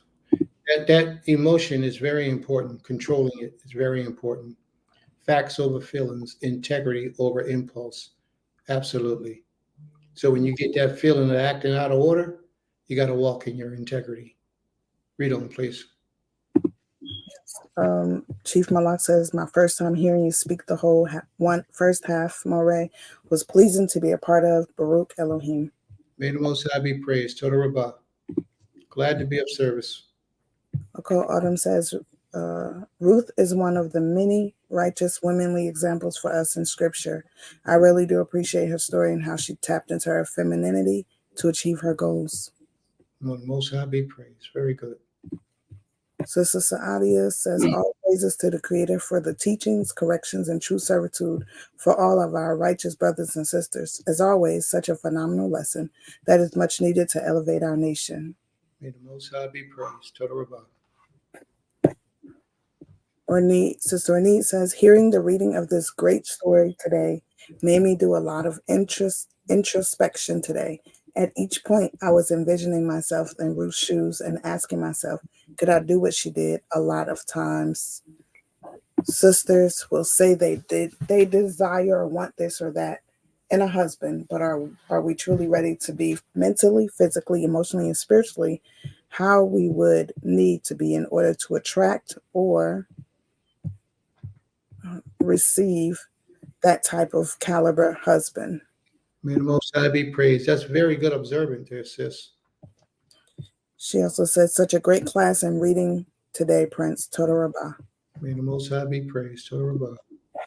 And Kitar says, I like that you said that Ruth's behavior commanded Boaz's response. May the Most High be praised. And Zakwena Sukari says, Toda. Toda. Says yes, Ruth's behavior, character, attitude, conduct, her spirit, it commanded from Boaz to respect her in a level of placing her as a wife or even desiring her as a wife. Because she could have been another physical beauty out in the streets and a horrible woman inside her soul. Mhm. Physical beauty don't mean anything when you're picking a wife for a man. For a male, yeah, because a male end up being her slave forever for life because he don't want to lose that beautiful being. But for a man, men look at the outer appearance more than what the physical appearance brings. Tell Chief I said shalom. Shalom, Brown. All right. Are we done for the day, family? For the first half. Okay, that's all I was waiting for. Today we have another half coming back at 4:00 today, family. At 4:00 today, we're in the book of Esther. I believe we're on chapter 6, is it? What chapter are we in Esther? I think it was 6, or Nate was reading last, but I believe it was 6. Okay. Yeah, I believe it's chapter 6. All right. So I take it that that's all the questions we have. I thank you all for joining us. We'll be back at 4:00 today to do our second half. May the Most High be with you all and bless you all and protect you all and strengthen you all. Sister Opal, Zanta, Shabbat Shalom. Mhm. May the Most High be with you all. Creator willing, we see you all back here at 4:00. Does anyone want to say anything before we close out? Somebody had something that they wanted to say? No. Okay, very good. May the Most High be praised. Lahit Raut. Lahit Raut. Right. See you later. Shabbat shalom.